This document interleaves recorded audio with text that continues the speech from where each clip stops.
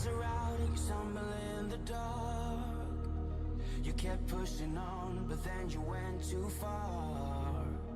When your ship has sailed and all your dreams are lost, everything is wrong, you feel like it's your fault. Just remember, I will be there for you, baby.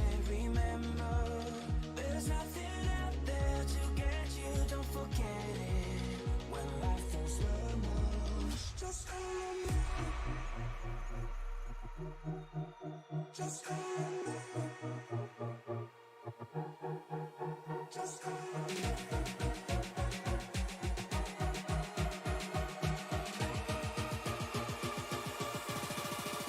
Just call on me.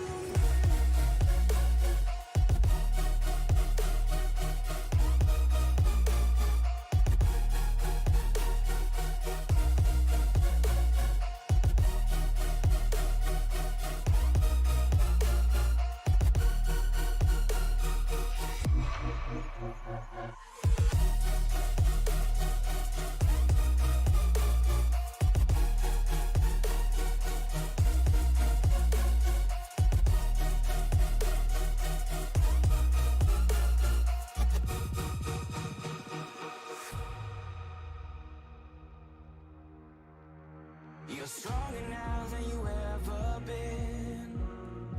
You gotta leave now, it's time to catch the wind. You will climb up high and look through the clouds.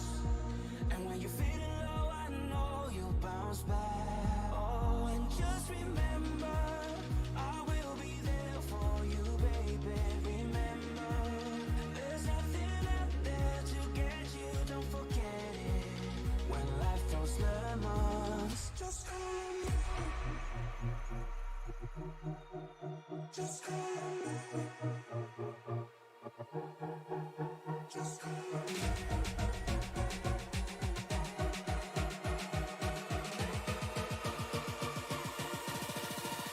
Just call on me.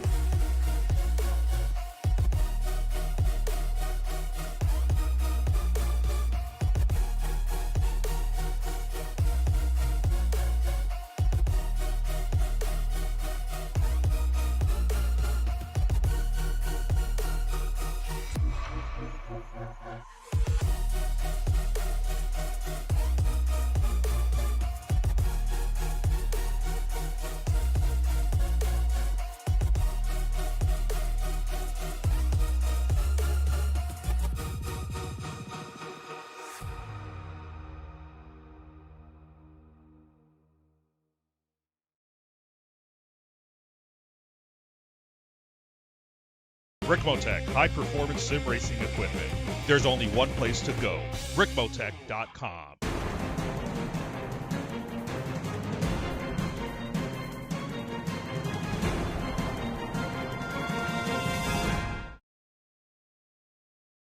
Me with that chocolate. Hello, race fans, and welcome to Daytona. We are live here on Sim Racing Media for the season opener. Season number 15 of the XMS Ricmotech Cup Series. I'm Liam Irvig, joined up in the booth by Jordan Brockle and Paul Irvin. How are you boys doing tonight? I'm doing fantastic. Ready for a good night of racing for sure. Yeah, doing just fine over here. Well, we've got these guys ready to rock and rumble. The grid has been set by these duels that we ran last week. We're going to go ahead and give you guys the grid here. Try to start from the front. As Michael Liss-Ramler is on the pole today with Garrett Heath to his outside. Jacob Jensen and Alex Relling make up row number 2 with Joshua Vidal and Jonathan Cogswell in row 3. Row number 4 sees David Elliott and Douglas Carson. Eric Driggins and Michael Thwaites round out the top 10 here. We've got Daniel Krim, Gary Wells, Brandon Storer, Dalton Fredericks. Just waiting on some of these guys to get gridded in so we can show you some of their paint schemes. But Stephen Timko, Joe Hutchings, Austin Karp, Taylor Bertram, Timothy Zayas, Caleb Lamb, Marco Evans, Jake Zito, David Snook, Wyatt Franklin, Parker Supland, Logan Koger, Nick Renner, Adam Capps, Ted Pullen, and last night's winner, Jacob Brower, rounds out the field. And we saw a crazy, crazy race last night and an amazing finish. We'll go ahead and let you guys see what happened there.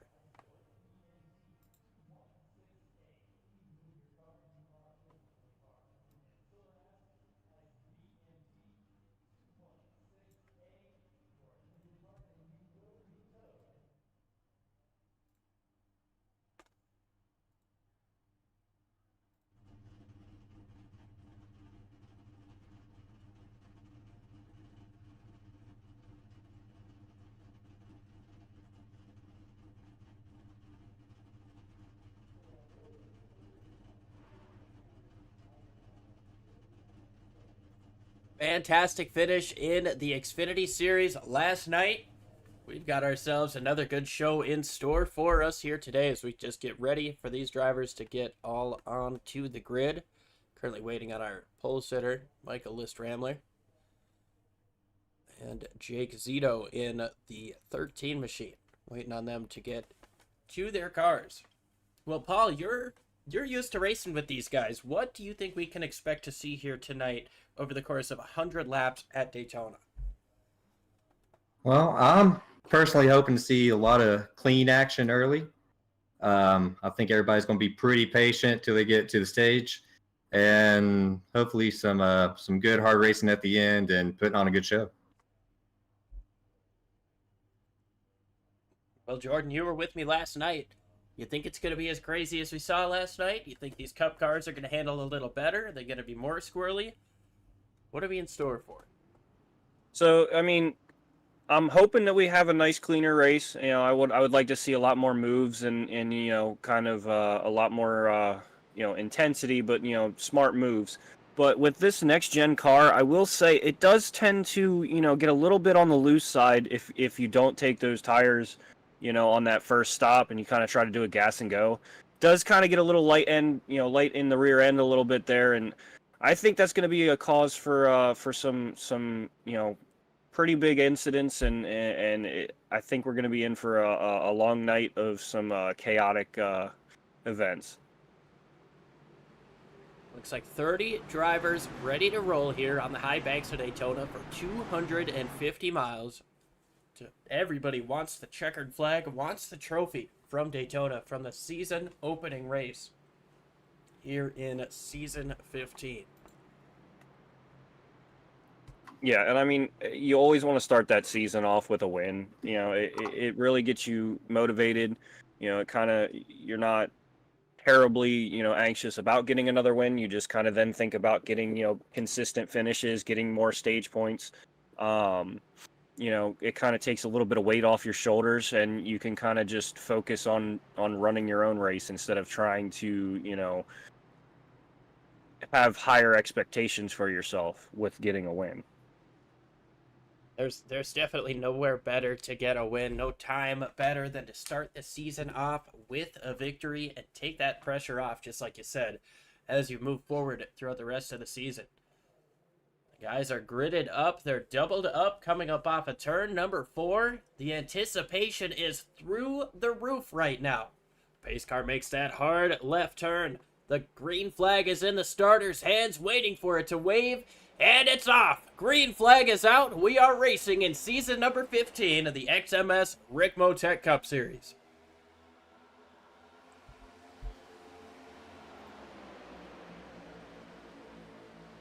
Already seeing some hard pushing right there between the 64 and 57. They're a little more put together than that outside line.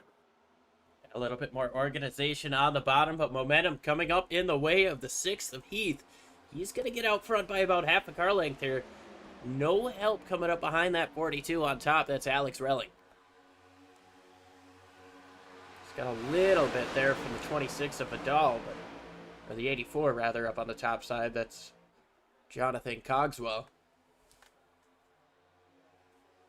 Lap 1 at Daytona. Who's going to lead the first lap?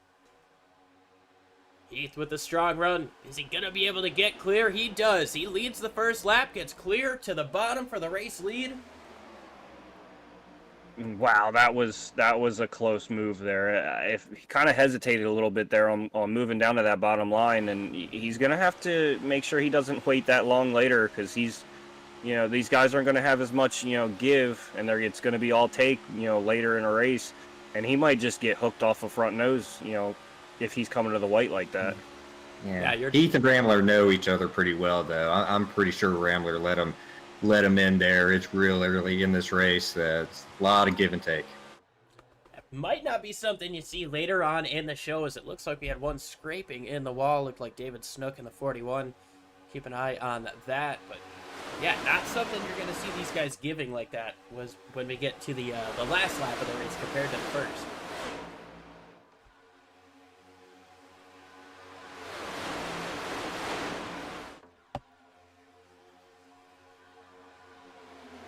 I'm also very curious to see if we see, if these guys are going to stay 2x2 as much as they did in the Xfinity Series last night. I know there was a couple of those more independent guys who were really trying to make that outside line work a lot better. I wouldn't be surprised if maybe some of these guys, we are a little bit longer tonight by just a couple of laps, but I'm wondering if maybe they'll get in line and be a little bit more patient and organized, or if we're going to see those people that are outside on that outside line just stay out there and try to, get some people to buy into their strategy. We've taken a look at the front of this field for pretty much the whole time. Let's go and look towards the back of the pack. Nick Renner here in the 9 just put down the fastest lap of the race with a 45.55. Sitting in 22nd, he's got 21 cars in front of him, punching a huge, huge hole in the air, allowing him to go a little bit quicker. As you see the 81 up on the top side, Joe Hutchings falling backwards. A little bit of 3-wide action there. You've seen that outside line just dissipate. Everybody's kind of been diving down to the bottom. Looks like we're wanting to go single file here real early. Get some laps out under their belts. Well, and that could be a strategy that we see. These guys know they don't have to make a pit stop before the stage ends on lap 35. I believe we did the math here with 70% fuel. Probably looking at about 40 laps of fuel. So 35 is not going to be a concern for these guys. They just want to get in line, log some laps, get closer and closer to those points-paying laps at 35, and of course the big one at 100. Yeah, and I'll also say these next-gen cars, at least when I ran them during the Daytona Speed Weeks earlier this year, they have a really quick, pull to the car in front of you, and you develop runs rather quickly. So you have to be very mindful and, feather the, throttle enough to kind of keep yourself in a good little space. You don't want to be having these large runs where you're getting up on that rear bumper and then having to check up real hard. And,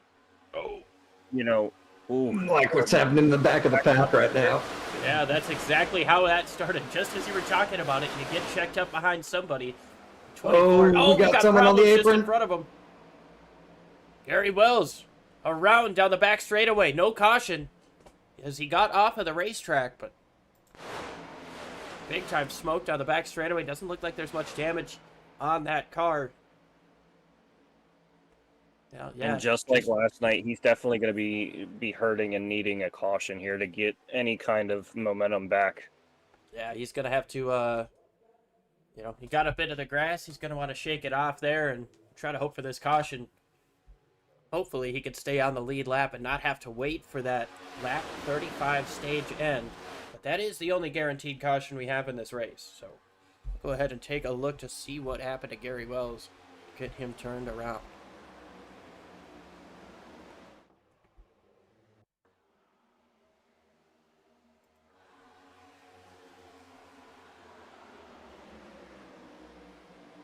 Oh, looks like the 86 tried to get in behind him.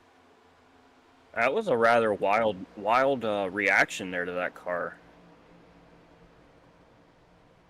I'm not really seeing too much of damage, though, so at least, he was able to kind of spin himself out there and kind of keep it down low.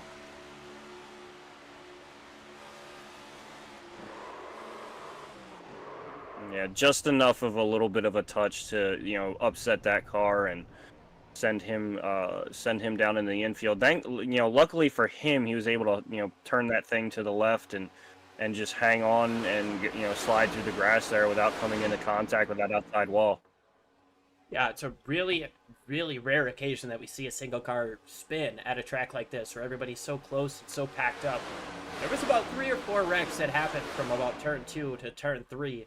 And we obviously only saw the one car get turned around, so fantastic job by these drivers to keep it straight so far as we work lap number 9. The top 5 are starting to get a little bit of separation from 6th place on back as these guys sit double wide. Yeah, and like you said, it's a rare occasion to see just a one car spin because like you're on top of each other the entire time, and wreck avoidance is going to be a big key tonight. In my opinion, we could go green, we could be rather clean, but if we start getting into some of those, more key points, of the race where it's go time, we're going to see those guys pushing the envelope and trying to make moves that they probably shouldn't. And I think wreck avoidance is definitely going to be a huge key in, getting yourself a win or top 5, top 10, whatever it may be. We've seen attrition be a huge factor in these pack-style races. Now, just as I had said, the top 5 is starting to break away. The entire rest of the top 20 is getting right up on the back bumper here. Top 18, rather, as Nick Renner is about 1.5 seconds behind this pack. The outside lane starting to form up once again, being led. I believe that's Alex Relling. Is actually, here comes pit stops. We were wrong. They have to pit. And we've got a couple of them missing the pit box. Missing the pit line there. That 47 machine of Daniel Krim. That's an unsafe pit entrance. It has to be speeding as well. This is rather interesting. I wonder if these guys are going to maybe, I guess, take fuel and try to stretch it out, skip that stage caution and, try to stretch it out to maybe make a shorter of a race, one stop in that later stage, possibly. I don't have the math in my head right now, but that's definitely an interesting cause. There is a possibility that we were entirely wrong with our calculations at the beginning of the race. Yeah. Because we were basing it off of a 56-lap fuel run that I saw from my pit lane, in the test. I was trying to remember from last week with the dual race, because it's about the same distance as the dual race. I think they had to pit there too. Oh, problems coming up off of the corner here. Looks like Zayas got down into the grass, and that might have pushed Heath off of the racetrack or off of the pit exit lane. You've got to stay below that yellow line up until you hit the blue cone. He might not have made that. Jensen and Zito coming in. Sorry. And for his sake, I mean, you're definitely going to have to hope that's not a penalty there, because it's going to be setting him back rather far. Speaking of being set back rather far, Daniel Krim is now out of the pits, having served his penalty. He's looking to be going 2 laps down to David Elliott, who holds on to the race lead right now. These guys working the top side through a little bit of traffic, talking about Zayas and Garrett Heath working the bottom side.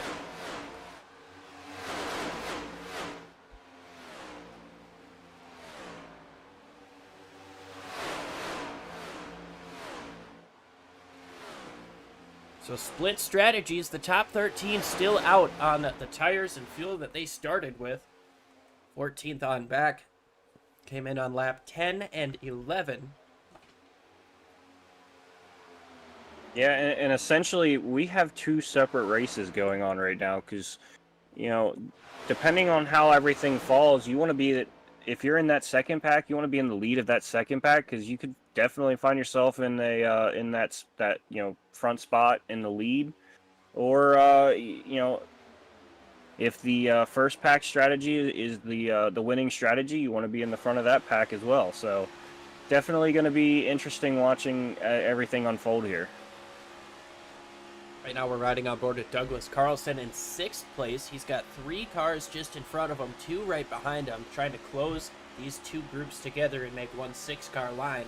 It'll get them running a little bit faster, but David Elliott from the race lead comes into the pits, leaving Logan Koger, Alex Relling, and Austin Karp to take over the top three. Michael Thwaites, Eric Driggins, and Parker Supland coming in as well. Problems for Nick Renner on the front straightaway, trying to get the car back straightened out. He might have missed the pits in dramatic fashion.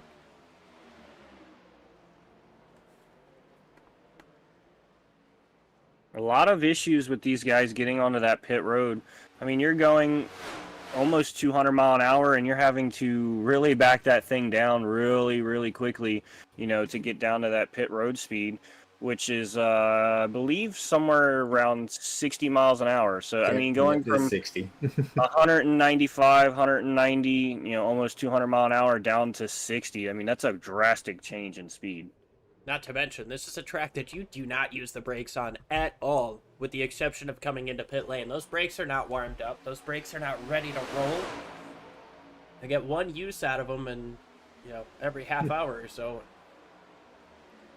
Yeah, cold brakes can definitely cause a problem. We saw that 9 machine locking up, missing the pit lane. Tough break for him, but Koger holds out of the race lead. He's got the 42 pushing him, and here comes Zayas trying to get his lap back with help from Brower, last night's winner in the Xfinity Series. Yeah, I mean, could we possibly even see that number 3 back in victory lane again? Well, once is cool, but they say twice as nice, right? Nick Amen Renner, to that. I mean, he's just got to be hoping he's got that lucky penny on the dash. Renner comes through, gets his pit stop completed. Likely didn't have to serve a penalty there because he didn't actually enter the pits, but now we see Driggins coming up off of the pit lane, trying to get up to speed here. He's going to lose a lap to Logan Koger. Little door check there between Krim and Koger. Door check him again. I'm not sure Koger likes that right now, but he's going to have to deal. These guys are starting to lose a little bit of time to these cars up in front of them. I wonder if we're starting to see a little bit of fuel save like we saw in the Daytona 500. These guys starting to run a little bit slower. Based on their speeds, they don't look to be much slower. Still running in the 190 range, but yeah, and it's interesting to see that this group right here isn't, you know, getting in line and kind of, you know, trying to stay in an organized, you know, fashion and try to maybe even pull some time, you know, away from that second pack. Instead, they're just kind of here, you know, kind of hanging out, you know, 2 by 2, and surprised that you don't see them getting in line together. one thing, we talk a little bit about penalties and stuff like that, getting into the pits in an unsafe manner, and why the 47 is so far behind after leading for, well, he was up front in that lead pack. But if you go into the pits too fast, you're given a 40-second time penalty. If you enter the pits incorrectly, as in you don't get in where that cone is, you don't get to the left side of the cone, you're going to get an unsafe pit entry penalty. That's another, I think that's 25. Oh, it adds up in a hurry. Yeah, you get an unsafe exit. I mean, obviously you've got to stay at pit speed throughout the course of pit lane.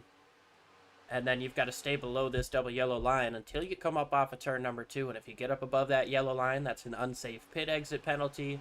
That would be 40 seconds. So you really, really want to do these pit stops perfectly, especially at a track like this that's so draft dependent, so aero dependent, as we've got contact into the corner. Sideways goes the 4 and the 21. It's Supland and Driggins. So there was a checkup up in front of him. Yeah, and that's kind of like what we were talking about earlier. There's going to be those checkups if you're not careful with how you draft up onto the car in front of you. You kind of have to really mess with that throttle. Yeah, it's not by any stretch of the means just a wide open game here. You are running 3/4 throttle. I know I said you don't really touch the brakes, but you got to keep your foot on them for those checkups. Oh, it's a workout all night. Yeah, like you said, it's not full on 100% boring race until someone wrecks. No, it's a constant mental, physical battle. Watching the checkups, getting off the gas, back on the gas. It's a lot for these guys to handle. Here comes Koger looking for the race lead. Relling's going to get up and follow these lapped cars in front of him.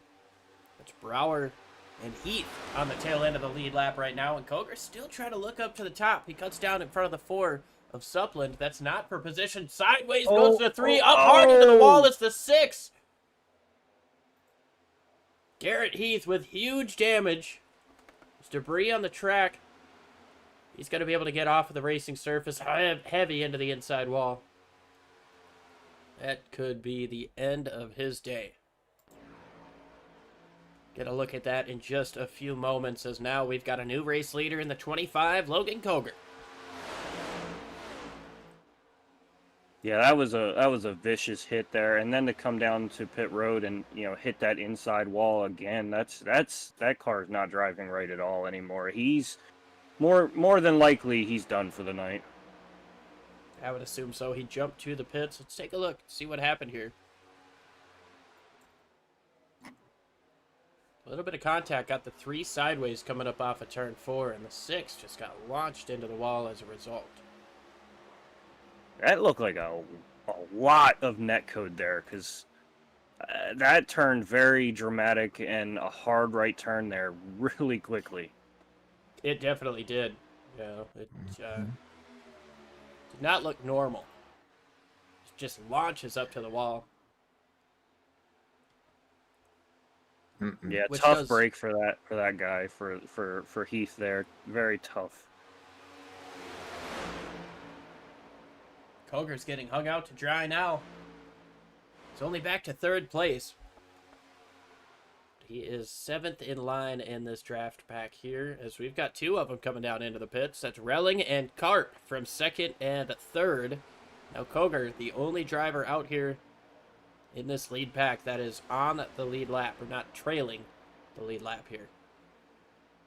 I'm really surprised he didn't go in with those guys to have, a couple cars to work with. I know he's got some lap cars to deal with, but once he pits, where are you going to wind up? And not to mention, a lot of these guys that he's racing around have already come in and made that pit stop. So they are likely not going to be coming in when he does. He might be all alone. Yeah, and I know last night we saw some varying strategies, but I feel like we are seeing a ton of different strategies. You've got some people that came in lap 10, some, just a lap later, and then some on 14. I know some of those guys had a little bit of, penalty trouble, like, Daniel Krim in the 47. He came down at lap 15. And as we see now, the leader coming down in the pits. But there's a lot of different strategies here. Taylor Bertram comes in. Marco Evans as well. So that leaves Ted Pullins and Joe Hutchings as the only drivers who are yet to make a pit stop here, with just over 10 laps to go here in stage number 1. Yeah, I wanted to mention this earlier. I was watching Logan as he came out of the pits. He may have gone through too many pit boxes. That happened a lot last week during the duels. Got a lot of those penalties. It's important that you know how many pit boxes you have to come in and out. Don't be surprised if he's penalized. And that's a rule that we don't really have in a lot of other leagues. Obviously, NASCAR, they use their electronic scoring system to keep an eye on that. But maybe you could talk with us a little bit more about what that rule does and why you guys have it in effect. Yeah, so it's a 6-box rule. So including your own pit box, you can only run through 6 pit boxes, and that's really to keep it where everybody can see their pit box. You don't want everybody just running through however many pit boxes and then someone behind you can't see theirs. Just keeps everybody safe, keeps everybody organized. Nobody gets an unfair advantage. So that's the main reason for it. And so what is the penalty? Is it a pass-through? Is it a stop and go? Yeah. It's just a pass-through, so it won't be the end of his race for sure, especially with the stage caution still coming up in 10 laps. But it definitely would take him out of the stage points. Well, we just took a look at it on our screen, and it was close. It was definitely close. That's a call that I'm glad I don't have to make. Now, Dalton Fredericks back into the race lead. Joshua Vidal and Jonathan Cogswell, 2nd and 3rd. However, Cogswell is 6 seconds behind the race leader. Just coming through the tri-oval right now.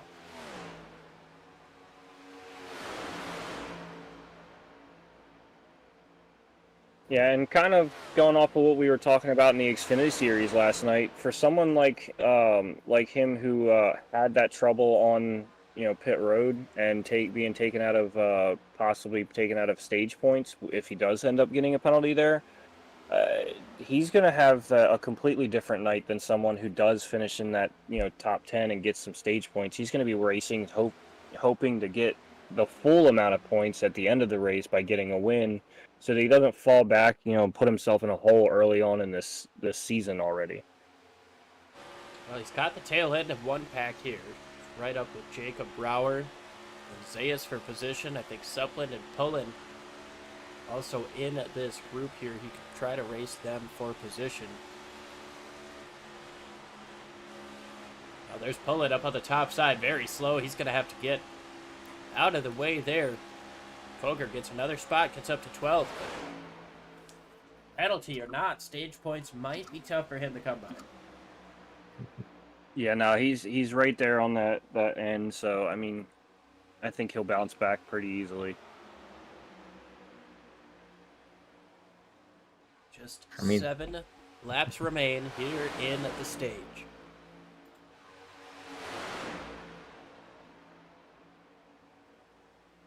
Dalton Fredericks leads this race. He's got Joshua Vidal right behind him and 3 lapped cars, or tail end of the lead lap cars, just in front of him.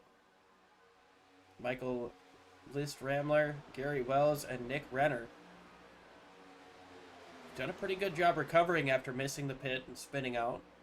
Tail end of the lead lap here, but technically still on the lead lap. Yeah, so I mean, even if he does end up getting passed, which I don't see, Dalton Fredericks pushing that issue because he does have that top spot already. I mean, he might try to throw a block on the 26, or he might even just let him have that extra point if he really feels that it's that important to him. So I think those guys right there in front of them are safe. They're going to be able to stay on the lead lap and not have to worry about a wave around or anything of that nature.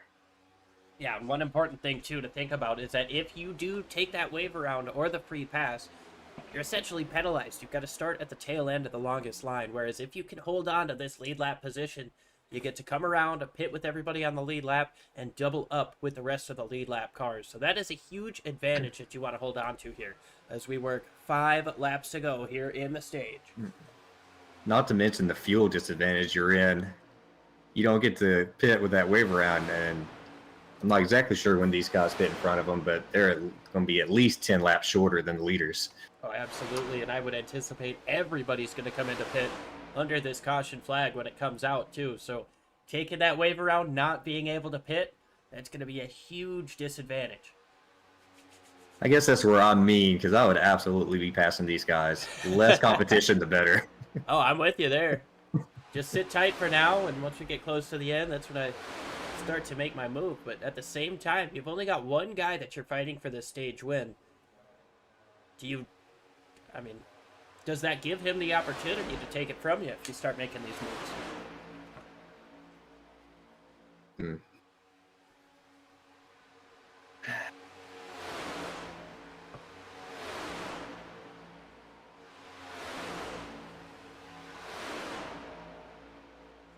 So Fredericks over Vidal. We go back 8 seconds to pick up David Elliott, Michael Thwaites, Austin Cart. Jonathan Cogswell is in this group as well. Douglas Carlson, Brandon Storer. And we got to go back another 9 seconds to 9th place. Parker Supplin. We got trouble in front of the leaders. Gary's trying to save it. Oh, a little bit of contact there with the 20 and the 33. Good call there. That was almost a nightmare situation there. It was, and now Vidal takes over the race lead. He's going to give it back to Fredericks now.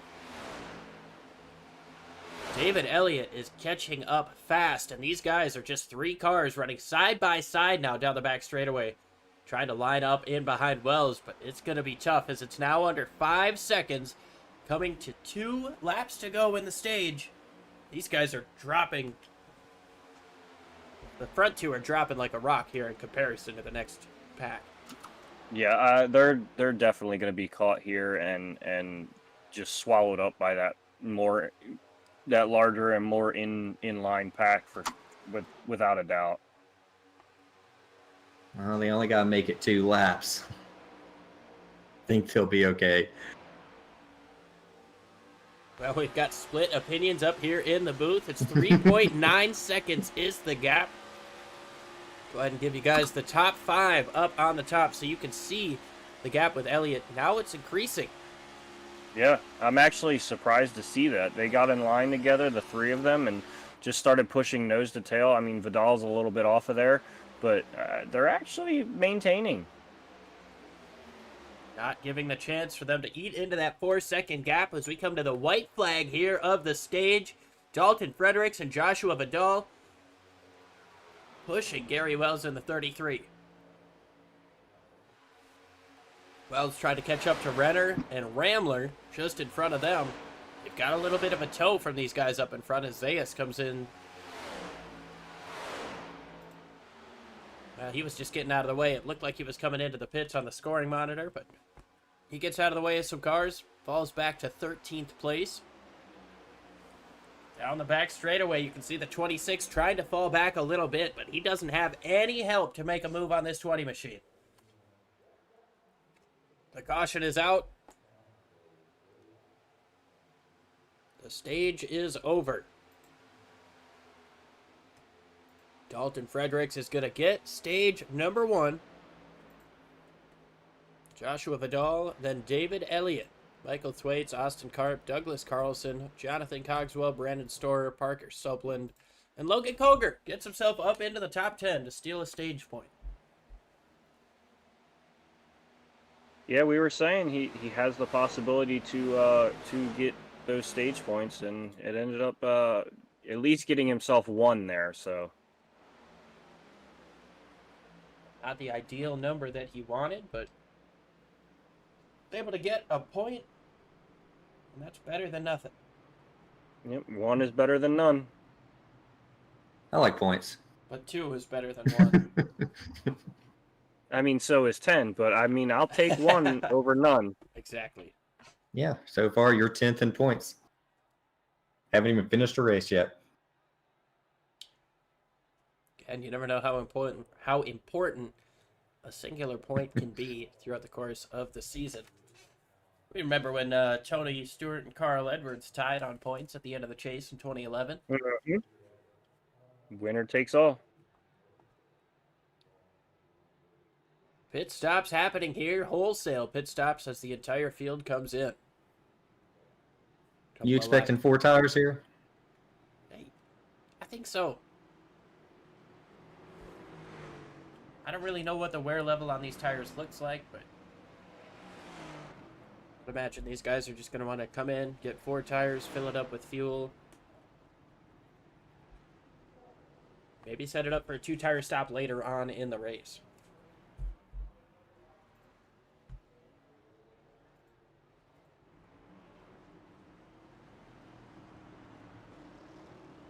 I'm intrigued. I saw some left side tires being taken there.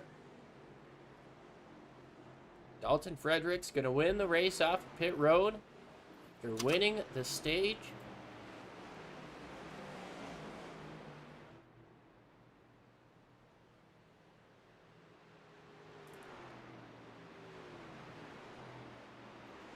Go ahead and see if we can't talk with our stage winner, Dalton Fredericks.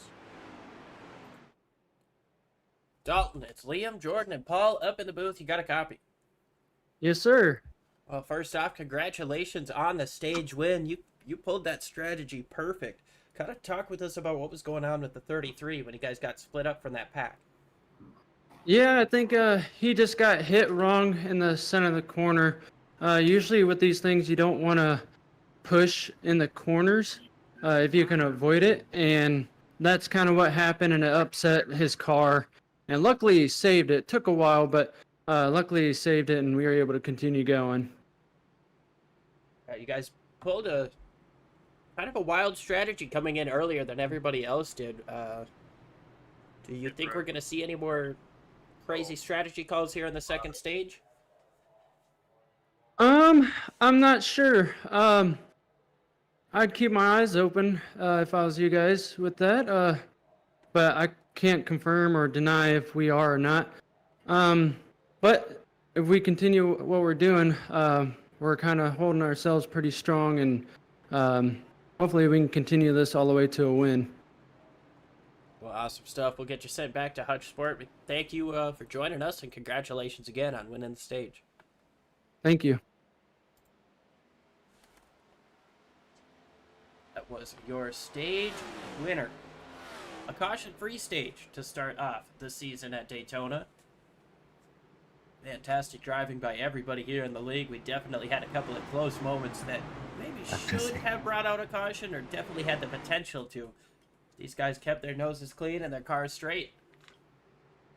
Yeah, only one car out right now, or with enough damage to be out. No, make that 2. Yeah, I think David Snook got 41. himself a little bit of an issue too. Not entirely sure what happened to him, but try to get updated on that story as we learn more. Dalton Fredericks leads over Austin Karp, Joshua Vidal, Brandon Storer, and Douglas Carlson in the top 5. Taylor Bertram, Jonathan Cogswell, Timothy Zayas, Parker Supplin, and Wyatt Franklin rounding out the top 10. Just over 40, or just over 60 laps to go here. Just under 40 laps complete. Going to be 38 when they cross the line.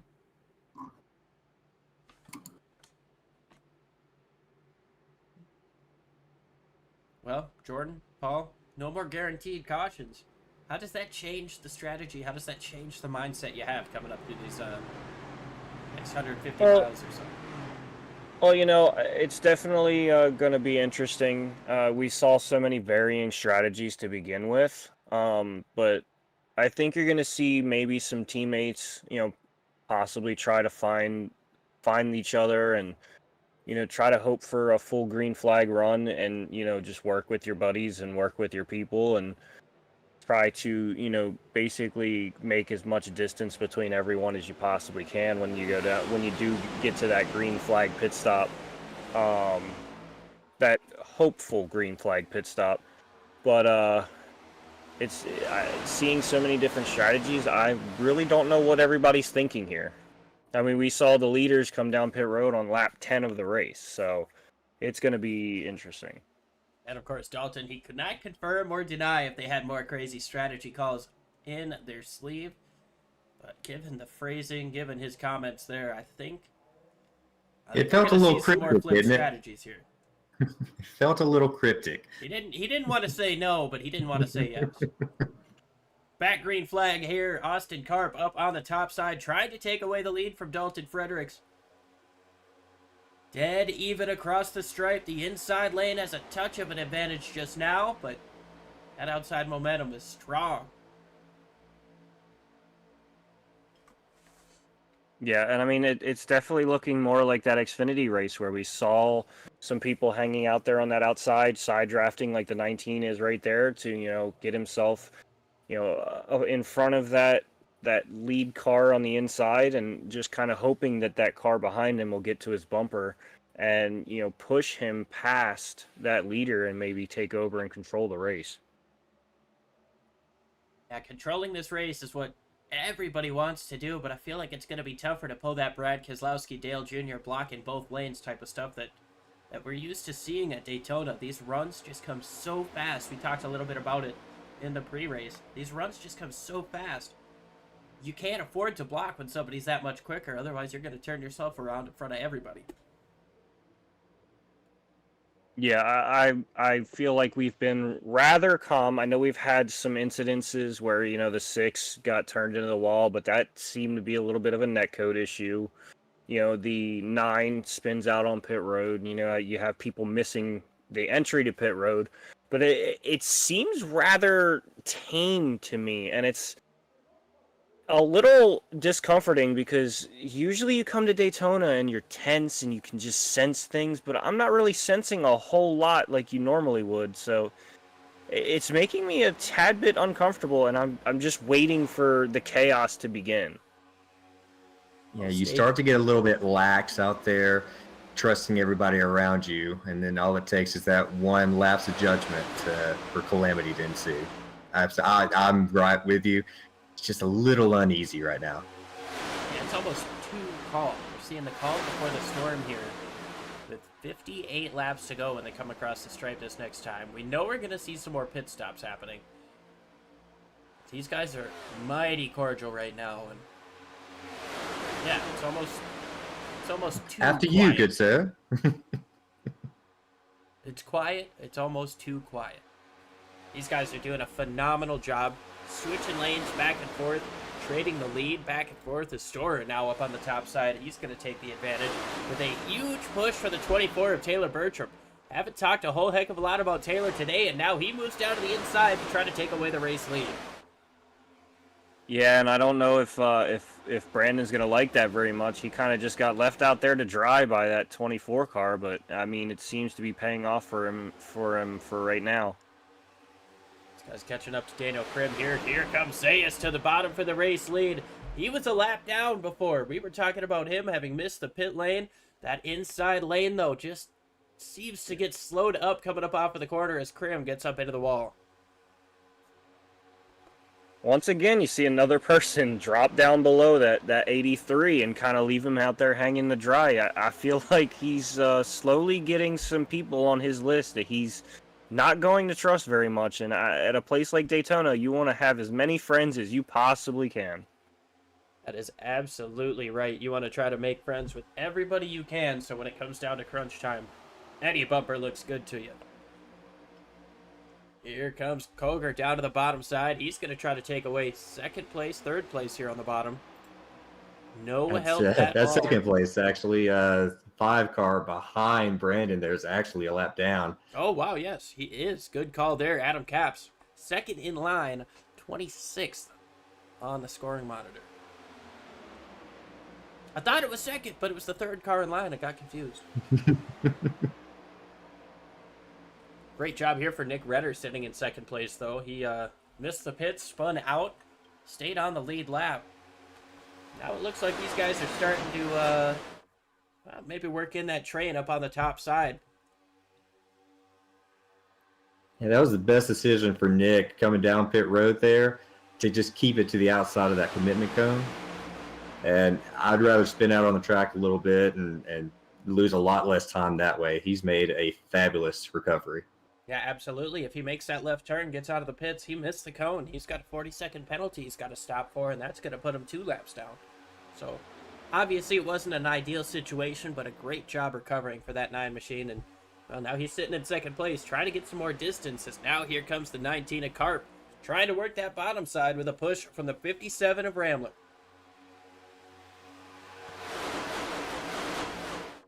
Yeah, it's kind of interesting to see how these little tiny packs seem to break away from each other and then ultimately end up back in line with each other, but they just keep seeming to get separated in these small little 3 and 4 car little packs within the full pack. And I feel like if they could figure it out... Oh! Problems down the front straightaway. Jacob Jensen down into the pits with Parker Supland. They keep it straight, but the caution does come out. Did the 5 get in front of the 83 there? I think he did. He's in front right now. We'll see what the scoring rolls with, but yeah, he is in front, driving away with no chance or no signs of slowing down. I'm showing a little bit of favoritism there. I'm sorry. That is a teammate from Tuesday night. So I'm proud of him for getting it back the hard way.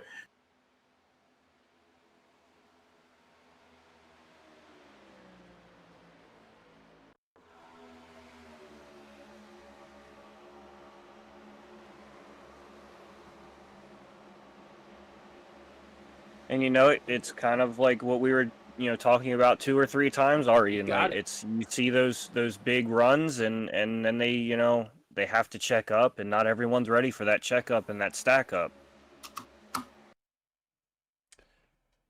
kind of looking for the moment of caution here. We'll go ahead and show you what brought out the caution in just a few moments.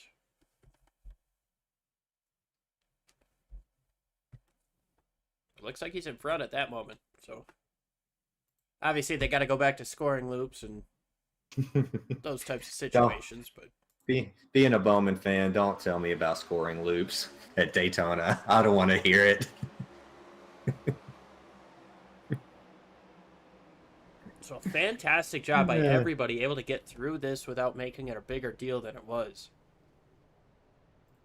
Yeah, it's rather interesting. I mean, they showed it already that they have that good wreck avoidance and awareness with the one car spinning out in front of them, and then here you have a little bit of a check-up, stack-up, and you don't really see them spread out too much on track and get into one another, and like you said, make a bigger problem than it needed to be.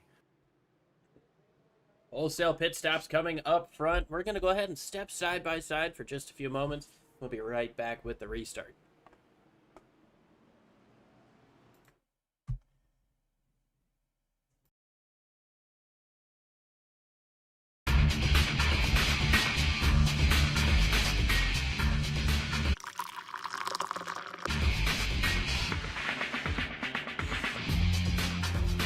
Allow Extreme Scoring to do the work for you. Ricmotech high-performance sim racing equipment. Whether you're just looking to have fun, train for race day, or become a serious esports competitor, Ricmotech has you covered. Hundreds of name brand parts. Support from experts that love sim racing. Trusted by the pros. There's only one place to go, ricmotech.com.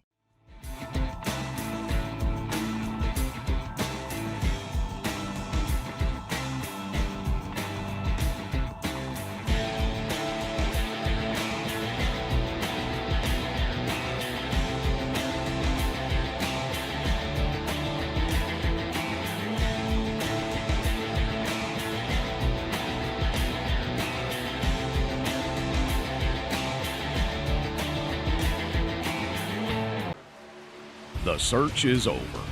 The most comprehensive oval scoring solution is here. Featuring oval playoffs, adjust drivers per round, custom number of rounds, custom playoff points, provisionals, optional win and you're in, custom playoff displays, rookie championships, optional minimum participation, and load those results in seconds. Visit extremescoring.info today.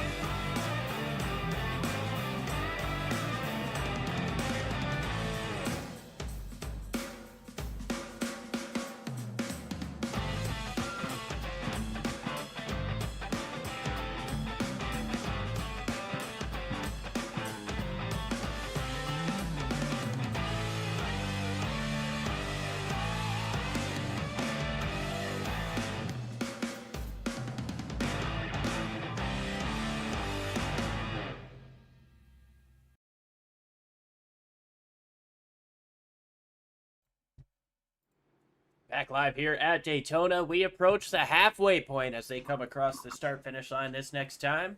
Second caution of the race, the first one for cause.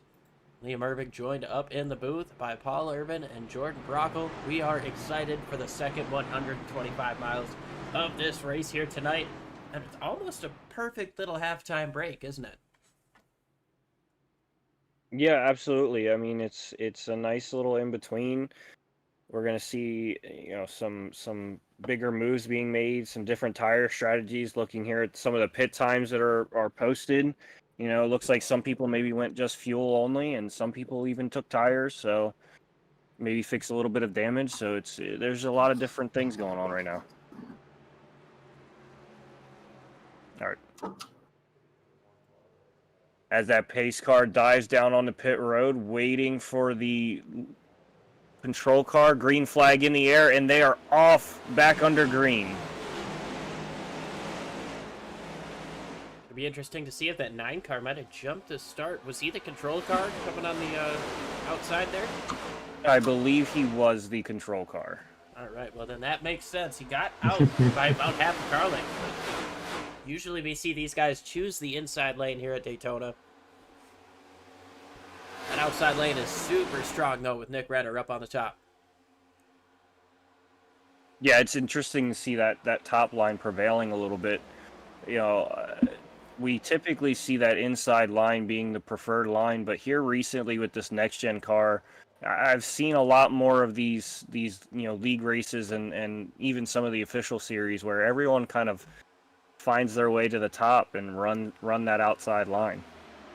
Yeah, it's almost like the choo-choo train of old days seems to work with this next-gen car here. If you get everybody running up on the top, you're going to be quicker than anywhere else on the racetrack, but it takes a lot of cooperation. I tell you what, when you've got 30 drivers out here all going for a trophy at Daytona, cooperation is not going to be the first thing in their mind. Well, yeah, cooperation went out the door the second that first green flag dropped. What did DW always like? He said co-opetition. Like, let's work together to beat the rest of them, and then we'll just race each other at the end, you know?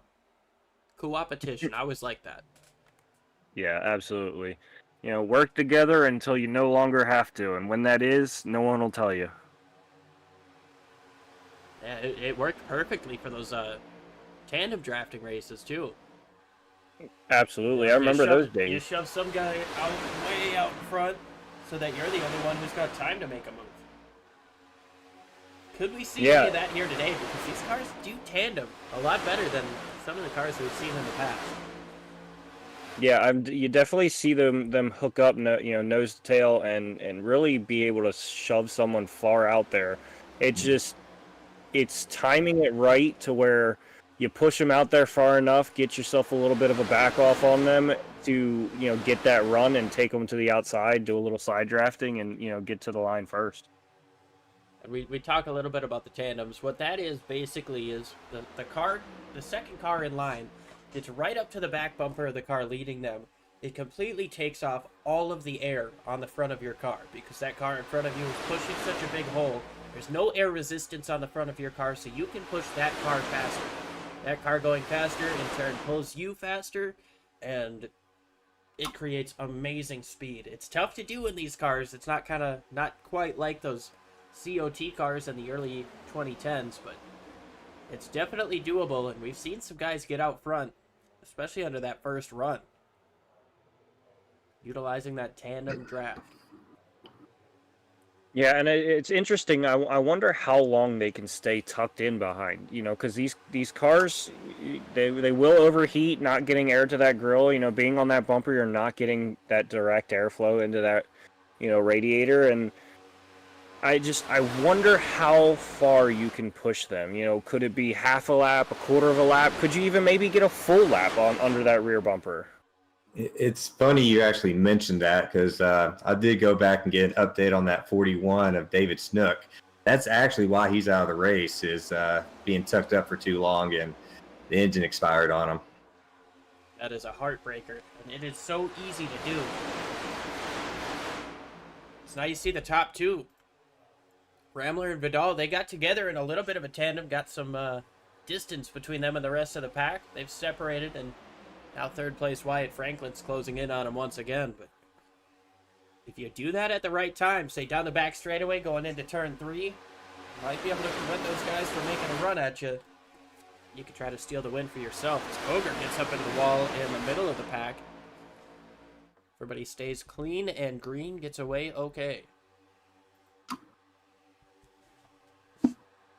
Yeah, everything, it kind of feels like the calm before the storm right now. Everyone's kind of in line. You don't necessarily see a lot of moves in and out, and when you do, there's typically, you know, a car or two space there that they can fit themselves into nicely.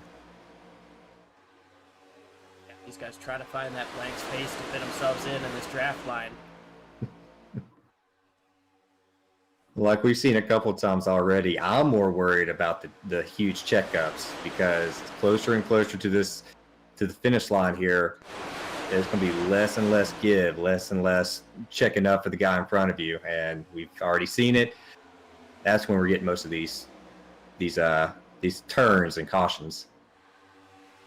Of course, haven't really seen much for yellow today. The one stage break at lap 35, and then we had a spin coming up off of turn number 4 to bring out the caution at lap 47. Other than that, it has been pretty clean and green. Garrett Heath got into the wall after some netcode contact with the 3 of Broward. Obviously, we talked about David Snook. He lost an engine overheating. Other than that, 27 of the 28 drivers still in this race are on the lead lap. Caleb Lamb, the only driver, 1 lap down, sitting in that free pass position if the caution were to come out anytime soon. Yeah, and if I were him, I would just hang back in that spot. I wouldn't try to go up there and get it back, you know, passing the leader, because you're just gonna be in the way. You're gonna get yourself into some trouble. And once you take that lap back from the lead, like, you can't do anything with it anyway. It's not like you're gonna run away from the leader. You know, it's not a short track. It's not an intermediate track. It's a super speedway. So his best bet is to just hang back there, look out for any kind of carnage, and just kind of just pray for his caution. Yeah, that's pretty much all he can do. As the only driver that's 1 lap down, too, he has no competition. He's not racing with anybody. So if you're not the last car in this pack, you're not doing it right. If I'm him, 42 is going to fall out of line here. That's Alex Relling. It kind of reminds me of what, you know, he almost had the same thing happen to him that had Alan Dobbs, the pole sitter last night, had happened to him, where getting out of line and maybe drop back and, you know, kind of get into safety, but almost running out of time to let everyone by.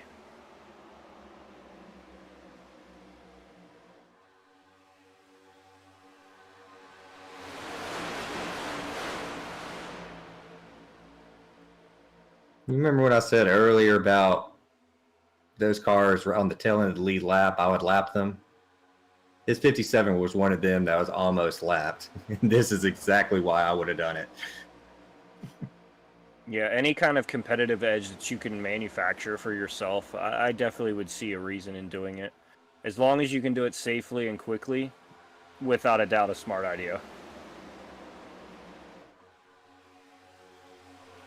I know he's strong on these plate tracks, and I know most of the competition knows that. He's going to be a force to be reckoned with the last 40 laps here. 40 laps to go here in Daytona. That's 100 miles to decide a winner in the season opener, the season 15 opener. What a nice number that is. It's always nice to win here at Daytona, but if you can win on a significant number like that. Oh, we're 3 wide down the back straightaway. Brower got, I believe that was Carlson in the middle. Brower got a piece of him. They're still 3 wide. No harm, no foul, though. Everybody's still keeping it straight. Yeah, but things are definitely starting to feel a little, you know, out of the ordinary. You see some people moving down to the yellow line. I wonder if some of these people are thinking about coming in the next few laps, maybe even possibly the next lap. 40 laps is just too soon for me. At least get through the pit stops. Yeah, and I mean, they could just be working to get down there so they don't have to worry about it. You know, when they're all, like 2 laps or 5 laps from needing to be down there, they're just trying to get themselves possibly in a spot in a safer manner than trying to do it last minute. We'll find out here as we've got less than 40 laps to go. If these guys start to lean in to the pits, nothing going this time around as Ramler still holds on to the race lead in that 57 McConey setup shop. Toyota Camry. He's followed by Joshua Vidal in the number 26 Chevy Camaro. Another Camaro in third. First Mustang in 4th place with the top 5 representing. All 3 manufacturers are being represented in the top 5 here today. Yeah, and they're kind of doing right now what I thought they would have been doing in that first stage. You know, getting in that single file line, just cruising around, kind of finding that half throttle, 3/4 throttle to kind of keep themselves in a nice little space and save fuel. And I really thought they would have done that a little bit more in that first stage.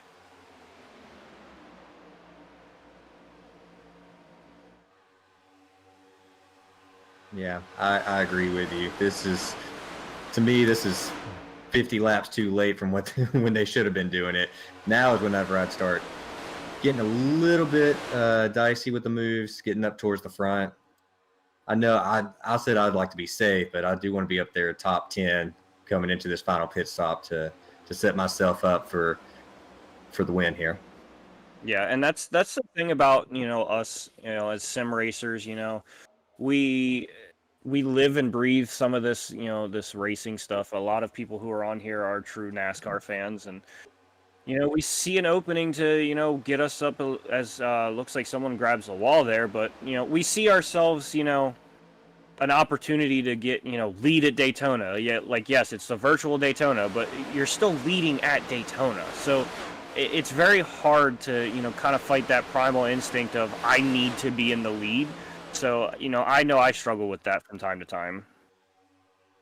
Yeah, I mean, when I run these plate races, I'm either trying to take the lead and hold on to the lead the whole time, and if I can't do it, I am right back here where Ted Pullen in the 15 is. I'm up on the top side, making sure there's really nobody behind me, so that if something does happen in front of me, I can slam on the brakes, avoid the crash, let all that calamity happen in front of me, and by the time I get through there, I'm just going through a parking lot, I kind of give myself the top 10 or last 10 mentality. If I'm not running top 10, you're going to see me back there with him, back of the pack, last 10 cars to, like you said, keep from getting ran over, being able to check up in time for the craziness that is about to ensue.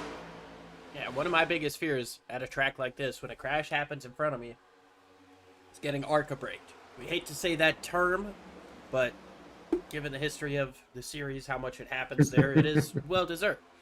Not every ARCA driver is bad, but we do traditionally see ARCA drivers piling into crashes a lot later than you would, say, in the Cup Series. So that's why we talk about sitting at the back, having nobody behind you, because the last thing you want is to get run over when you've got a wreck. Hurt near avoided. It has the worst feeling. You look in front of you, you're checked up. I've made it, I'm through the and I'm destroyed. Yeah, it's definitely happened more than once to me for sure. And it doesn't even have to be a track like this. It seems like any kind of drafting track, you find yourselves in the crosshairs of that guy who didn't quite notice it as soon as you did, who just has a bullseye on your tailgate. The one thing that I know it's a little bit off topic here as these guys start to double up. One thing that I am thinking about here is that these guys came in lap number 48, went green on lap 50. So if they can make it to about 74 or 75, they're only going to need to make the one pit stop. Overtime might be another question there, but if we're just talking about 100 laps, come in about 74, 75, you should be able to make it to the end. That splits Definitely going to be interesting. Splits this second half into 2 equal parts. So now you see here comes Bertram up on the top side with a push from Zayas. First time we've seen a pass to the lead in numerous laps, and these guys are on it up on the top. Big time push coming on the top side from Zayas. Looking to ruffle some feathers up here, take the lead. I see what you did there, sir. So put Bertram into the race lead now. Zayas up on the top side. He's going to try to get a push from that 12 machine behind him. That's Michael Thwaites.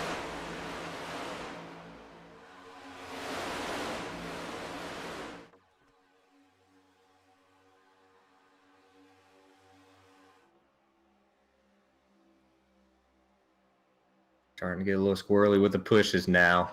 People know it's time to go.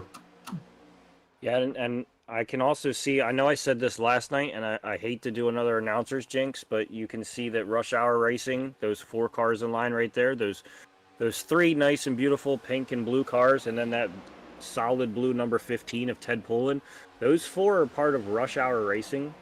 And I mean, they're all lined up on that outside line, and that's best case scenario. You have those 4 there at the end. Yeah, I mean, we talk about trying to make alliances with these drivers, but what better alliance is it than your own team to have right all up in a line here, 4 in a row, trying to get to the back bumper as Zayas to push him forward. See how long they want to stay behind him as that 22 is starting to fall back more and more. Yeah, and then what's interesting is Zayas there. He doesn't have any teammates, so he's probably hoping that these guys will kind of just push him around and, you know, keep him up front. And even if they decide, you know, at the end of the race, the 4 of them go by him, that would still, in best case scenario, put him in a 5th place position. Carlson in the 86 does not want to let that 22 get past him up on the top side. He's been pulling a little bit of side draft. Now he's utilizing the run he's got from the 95, but nowhere to go with it. Here comes the 57 up to the top for the race lead. Here comes Ramler. He's going to get the race lead. Back to 3rd place falls Bertram. 4th, 5th now. Big time sideways coming up off of turn number 4. Bertram got hit by Carlson. They keep it straight, and it looked like one of those Rush Hour Racing cars got up into the wall coming up off of turn 4. I did it again. That's not too bad. They're still up here. It'll make me wish that you don't put my team's name in your mouth for next week. Yeah, it's interesting to see those kind of moves, you know, with still, you know, 30, 38, 37 laps to go. Like that, those are some dicey moves to be making that early. I understand you want to be up front, you want to be, you know, the control car or, you know, the one right off the back of that, but I don't know if I would really want to do it that badly to where, you know, I cost myself a good finish just because I wanted to stay in the lead there, you know, on lap 72, 73. Yeah, but at the same time, we saw how separated this field got during the green flag pit stop cycle in the first stage. We might see that type of separation again after pit stops. These guys don't want to let the leaders get too far away because they want to stay as close as they can to try to pounce if something does happen late in the race. You don't want to see the top 2 get away as far as they did, like we did at the end of the first stage. Unless you're those top 2, of course. Yeah, it definitely was interesting how those 3 cars were able to maintain their distance from an entire pack. So I feel like if we see that happen again, it might be very difficult for some of those you know, anyone in that 3rd, 4th place spot away from those top 2 guys to make any time on them and really even be a challenge for those people. So I feel like it's gonna come down to quick stops and no mistakes. Don't slide your tires. You know, be smart and you know, avoid any speeding or, you know, bad entry or a penalty, you know, on re-entry of the track. And let's not forget, you can only drive through 6 pit boxes. That is something that the race control is looking out for. And we want to make sure that everybody can see where their box is. Try to keep pit road as safe as possible. And here they all come. Lap 74. Crash! Around goes Koger and the 8. More contact behind him. Caution's going to come out.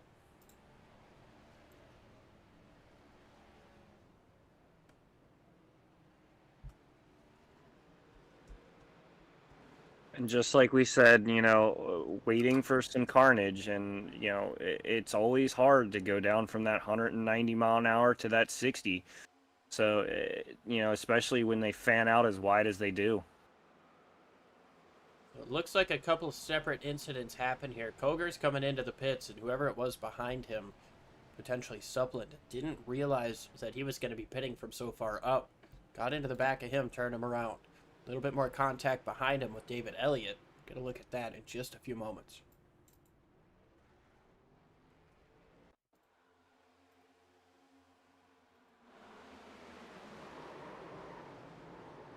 Yeah, the 4 wasn't coming into the pits that time. No, and it seems like maybe they missed a call out possibly there, or just some miscommunication of some sort. And unfortunate for those guys, but it's what happens. Everything happens so fast at tracks like these. And oh, what a stack up there! Yeah, you saw the 9 get turned sideways around. That's Renner. 15 with some contact as well in the grass. Ted Pullen. 76 is destroyed. That's Marco Evans.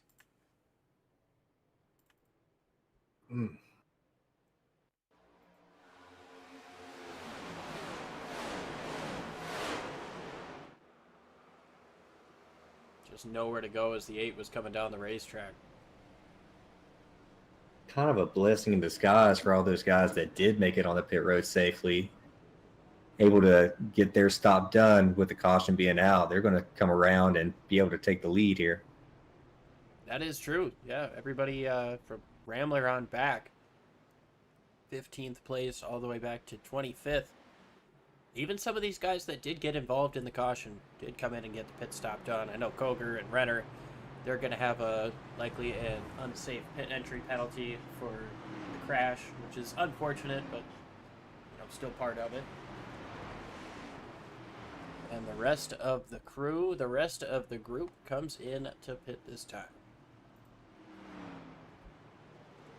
Yeah, and it's just heartbreaking when you have that kind of penalty where it's kind of out of your control, and you kind of have to take it on the chin and just hope that you can regroup and recuperate from it.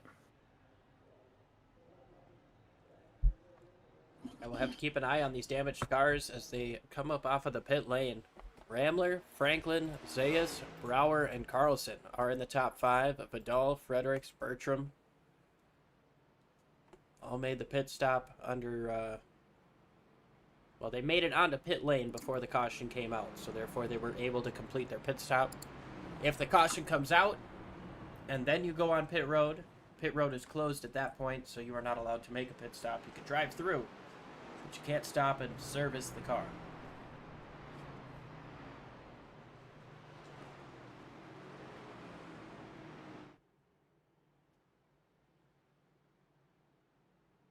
And it's getting very very close to those points. We're around 24 to go, and everybody's going to be on some fresh stuff, and you're going to have damaged cars, you're going to have perfectly clean cars, and it's going to be very interesting to see how things unfold here. Yeah, we don't have any more pit stops coming. We've got 24 laps to go at the moment. 23 when they cross the line. The intensity is about to pick up. Some would even say business is about to pick up. Ooh. And they're going to have to handle some business. Well, before these guys handle some business, we're going to go ahead and handle some of our own. We'll step away and be right back for the restart.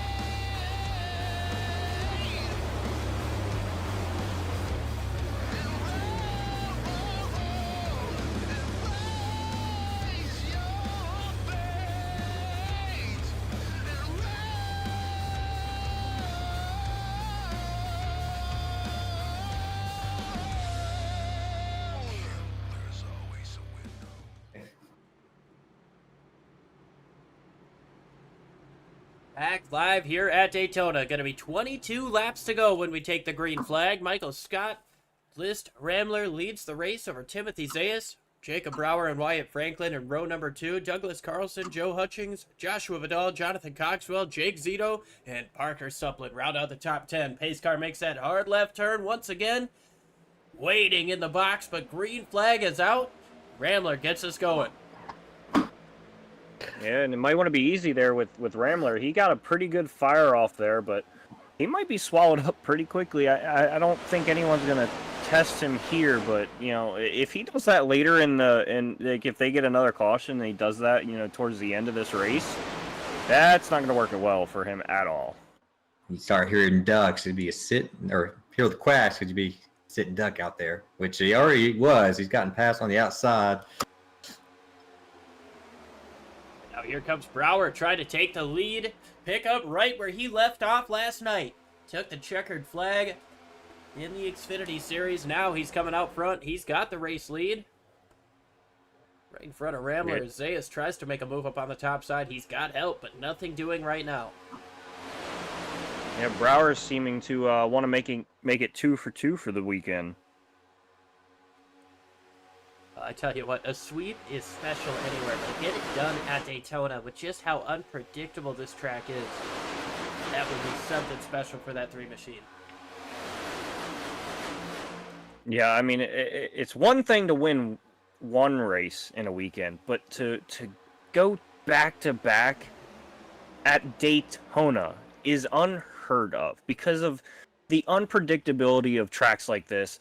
And just the pure luck of a track like this, it's insane if he pulls that off, because I mean, he would have to play the lottery. Like, with that kind of luck, you need to play the lottery. I'm sure we wouldn't hear the end of it for the rest of the season. He could finish problems. last. Oh! Dalton Fredericks turned around. Keeps it straight. No caution.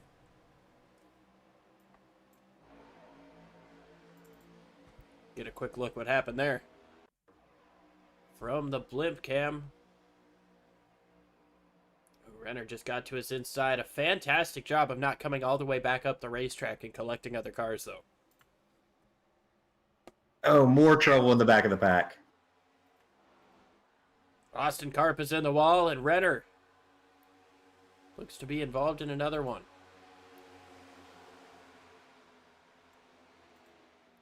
Heavy damage on both of those cars.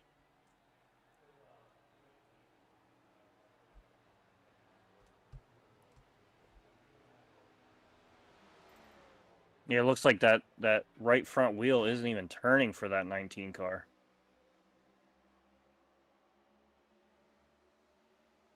Oh, The man. thing about these cars, getting the toe knocked in, Oh, you're out for 8 minutes. Huge check up front of the pack. Getting back to live pictures here as the There caution it is goes. out. There's Big crash here. The 5 is turned around. That's Adam Capps. Heavy damage there on the 13 as well. Koger involved in another one.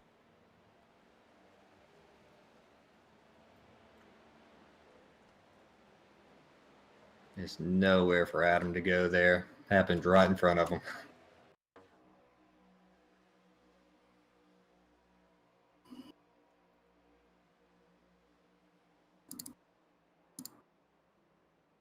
The 81 gets turned up on his side. Wells got a piece of it there too. Looks like the 13 was able to get through that for the most part. Yeah, he got tagged by Logan Koger there at the end of it. Koger's got some pretty heavy front end damage. The 81 gets turned by the 13. A little bit of a bump sends him sideways. They come back up the racetrack, and yeah, there is some damage there on the 13.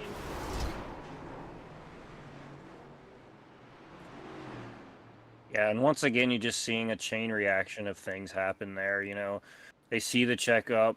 You know, the car, you know, so the 81 slides up the hill. The 13 thinks, oh, I can go on the outside, just trying to make moves quickly, and it just things not going smoothly, and then once he gets that tap, it makes that car basically weightless in the rear end. And I mean, you're just along for the ride at that point. You know, I had this happen to me, a couple weeks ago in one of the season openers for my leagues. You get that little bit of a tap in that rear end, and it just becomes weightless, and you can't fix it, especially in the front of a pack like that.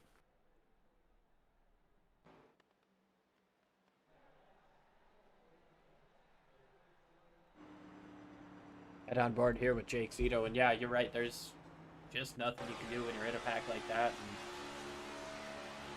you see a bad bump there. Got the 22 a little sideways. I think the 81 might have been able to save it if it wasn't, if there wasn't so much traffic around him. But you don't really get to pick and choose those situations.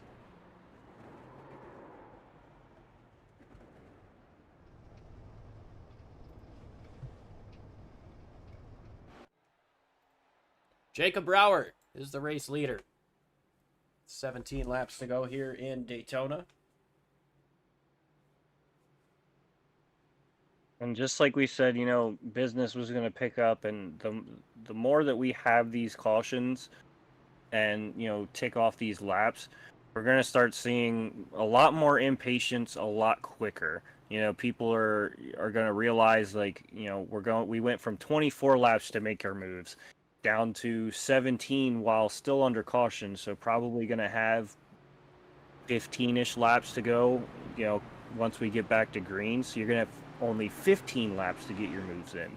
And if we have another caution, it's just going to continue to cut these laps that you have to make your moves to smaller and smaller numbers, and people are going to get more and more impatient and not want to work with you. Yeah, things are going to start heating up now. The runs are going to start getting stronger. The blocks are going to start getting heavier. Definitely not going to see the kind of give that we saw at the beginning of this race. These guys will have 15 laps to decide a winner at Daytona. No, she didn't say 15 green flag laps there. Oh, I don't get to pick and choose that part. I just know there's at least 15 laps to go. There might be more. There might not be. It's all up to these guys. We saw it last night. Well, last night ended with one overtime, 96 laps in the 95 scheduled. See what we see here, though. These guys are hungry. Been a long off season. Everybody wants to get that first checkered flag, that first trophy of the season. Bring it home. Yourself into the playoffs. Take it a little bit easy for the rest of the regular season. Or vice versa. Gives you the chance to take some risks. Also true. Maybe you try some crazy strategy when you're running at Atlanta. Or not Atlanta, but Vegas. Maybe you try staying out longer or making an extra pit stop somewhere because you don't have to worry about getting in. You're already in. I like that mindset. It opens the door of possibilities, having that win in your back pocket. Especially getting it done so early. Yeah, and getting a win so early is just a positive, motivation to continue to succeed. You're going to want to continue to be up front. You're going to want to have those consistent finishes and, rack up as many points as you can. Well, we got 15 laps to see who can rack up the most. Jacob Brower over Ramler, Wyatt Franklin, Timothy Zayas, Douglas Carlson in the top 5. Green flag back in the air.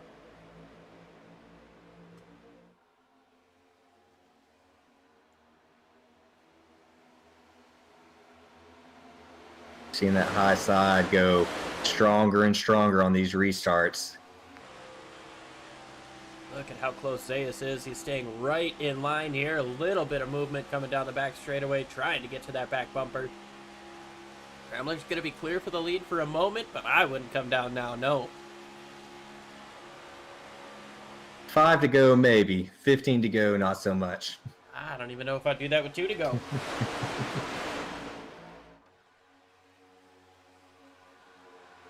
I'm not a total checkers or wreckers type of guy, you know. If I've got a shot to get a good finish here at Daytona, obviously I want to win the race. I'm not somebody who would try to compromise the top 5 position to get that done. You know. Yeah, True. but I mean, Okay, if you're in that, there's levels to that, right? Because obviously, if I see a chance to a win, I'm gonna go for it. But at the same if you're in time, that catbird seat, I would. if you're in that catbird seat, you're gonna want to take it. Yeah, I guess what I'm trying to say is I wouldn't try to force anything. I wouldn't try to create my own hole if it's not there. But at the same time, if you're somebody like that 22 Isaias right now, he's got a chance to move down to the bottom side, take the race lead. If we're coming to the white flag, I'm taking that.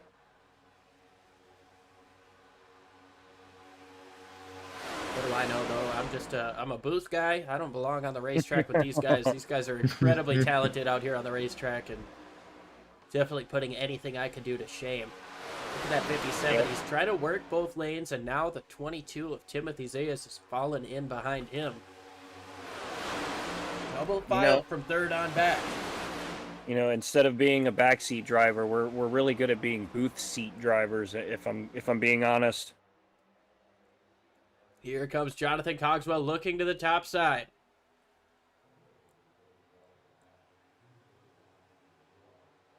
Little squirrely out of the 22, but everybody coming up off of the corner. A-okay.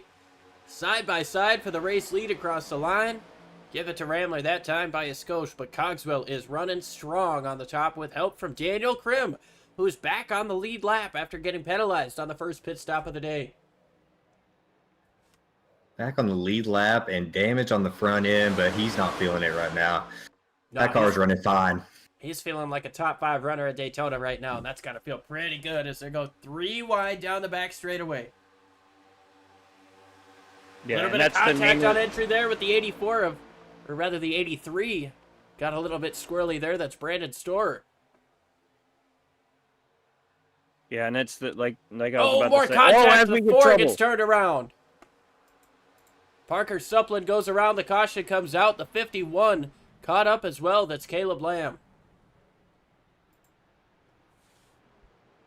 Poor Nicholas Renner. He seems to find everybody on the track today. More contact into the outside wall. Yeah, that front end is dented in.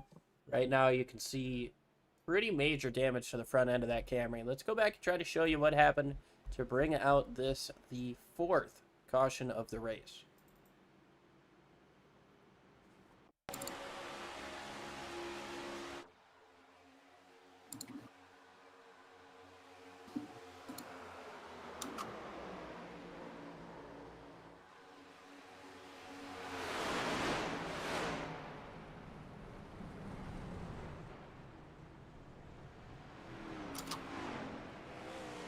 It looks like coming up off of turn number 4, Supplin's going to come up the racetrack just a little bit into the 20. It's going to hook him up into the 9. Brings a 51 of Lamb involved as well.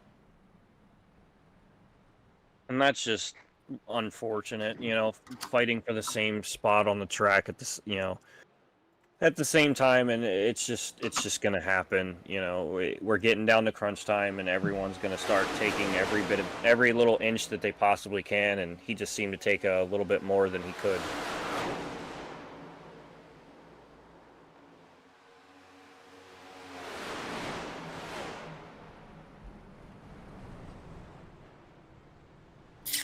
Tough break for Supplin and Lamb. And Renner as well puts us under caution for the 4th time with 10 laps to go here in Daytona. They just keep dwindling down lap after lap. And it's gonna. I wouldn't be surprised if we see ourselves dipping into those green-white checkers. Certainly a possibility, and that's what we have them for. Want to make sure we can get a green flag finish for you guys and let these guys race it out under green. We don't want to see a race end under the caution flag condition. We want to see cars go fast at the end. That's what we're going to try to do if it comes down to it. Still got some time before the end of this thing, though. 10 laps, going to be 9 at the line, likely 8 when they take the restart. Is it bad of me to want some free racing here at the end of this thing? Free racing? Yeah, Just let overtime 'em go racing. green? Oh, well, you know. It's free. I didn't pay for the 105 laps. Paid for 100. I don't really have a comment on that. And he's not wrong. Bonus racing, you know. It is It bad. is. Well, It is well, bonus well- racing that we get to enjoy. It's like finding the toy in the cereal box back in the day, you know. Mm-hmm. Yeah, when you were the first one to get to it before your brothers and sisters could. Mm-hmm.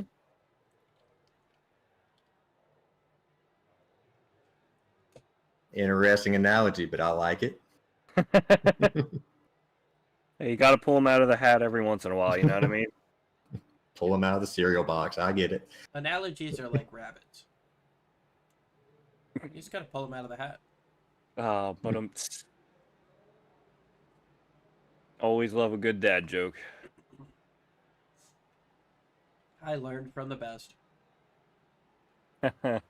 And you know, as you become a father, you come up with your own from time to time, and you know they don't always come off the top of the brain. You know you got to think them up, but when they happen, they happen.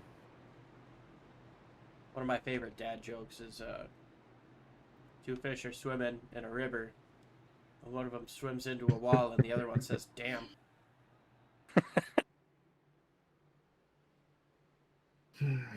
Anything to get the reaction of a groan.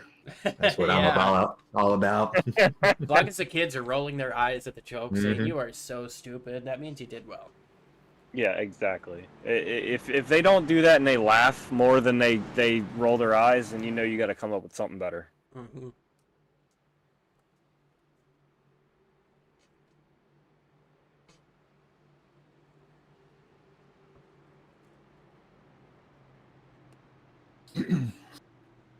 Doubled up, ready to go here. 9 laps to go at the moment. Going to be 8 laps to go when we take the green flag. 20 miles to decide a winner in this 250-mile showcase of the XMS Ricmotech Cup Series drivers at the high banks of Daytona, the world center of racing.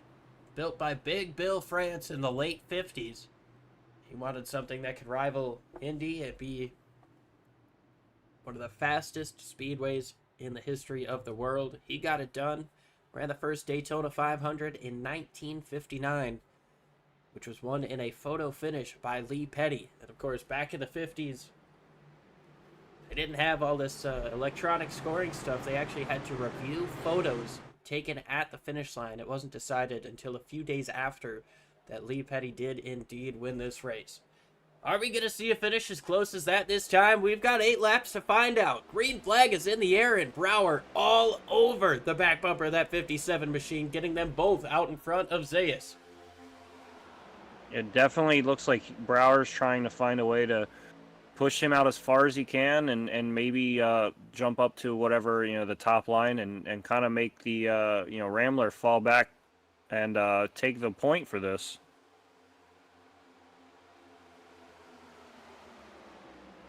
So far, so good for those top 2, but here comes Krim trying to make something happen on the bottom side. Looks like about 15 cars in this lead pack right now, and Krim with a little bit of damage to that front end. He's going to be very comfortable trailing that 3, but he does not want to get out in front and lead his own line. Seeing a little bit of issues from our leader with blinking. That might end up being a problem as well. And we'll have to keep an eye on that. We haven't seen him have any problems throughout the course of this race, but now they're showing their ugly head. And Rambler doing a great job holding on to the race lead right now, but kind of tough to pass what you can't see. Here comes Brower to take the lead. And the 57, he's just going to get out of the way. He knows he's having issues. He's And gonna that's get out of just, the way. that's just a heartbreaker there.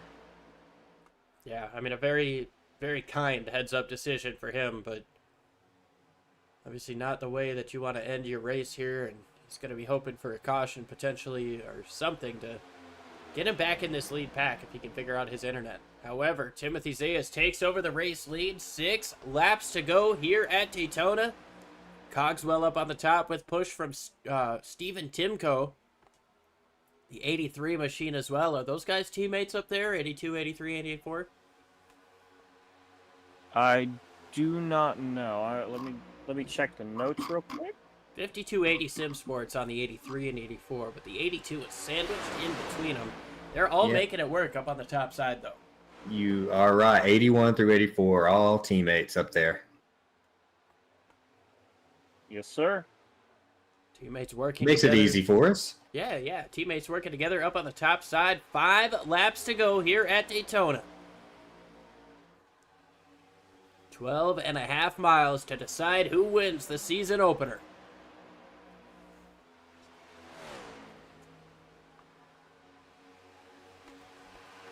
Outside lane has got more cars in it right now, but that doesn't mean Brower's giving up on the bottom side. He's got a little bit of help from Daniel Krim. The 26 of Joshua Vidal, we saw him up front at the end of stage 1. Let's try to get back up there as here comes Bertram in the 24. Trying to get a little bit more air on the nose. Thought he might have been trying to go 3 wide there, but there's just no space for him to go as we've got 4 laps to go. 10 miles remain here in Daytona. Yeah, and you can just feel the intensity just pick up each lap, and it's gonna start giving me some goosebumps here, just being very full of anxiousness and anticipation on what's going to happen. Is something going to happen? Is everything going to stay calm? It's so unknown. It's terrifying. Well, that's just the thing about Daytona, man. You don't know until it happens, and right now we are seeing some incredible action. These guys are gridlocked here. The top 14 drivers, top 12 actually. Nope, it is the top 14 with Alex Relling trailing this pack with a shot to win here, and they are gridded up like they're starting this race. They've got 3 laps to go when they start or cross the start-finish line this time.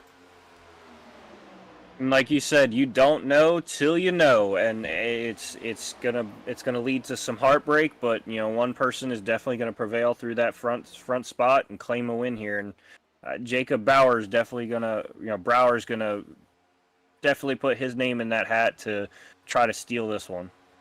Yeah, he wants to go 2 in a row. He wants to try to take the sweep. Get that broom out here on iRacing at the virtual Daytona. Problems down the back straightaway. The 95 gets turned around. Taylor Bertram's involved. The caution's going to come out, and we're going to overtime. Woohoo! You guys got your free racing. Yeah, as Paul said, free racing. I didn't pay for that. I didn't pay for that. We just get to sit here and witness it. We're going to see a 5-mile dash for the win. Let's take a look to see what happened here. That was a pretty quick incident. 95 was able to get back straightened out pretty quick. Oh, the 64 tries to shoot the gap in the middle.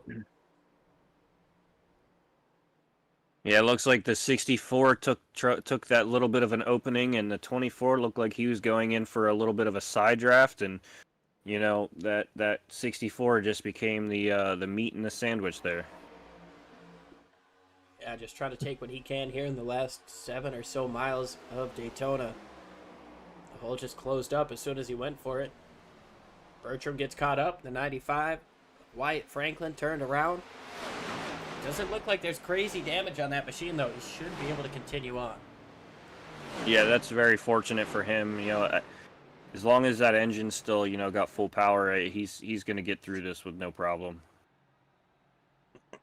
But we'll keep an eye on him as things progress over the course of these next few laps.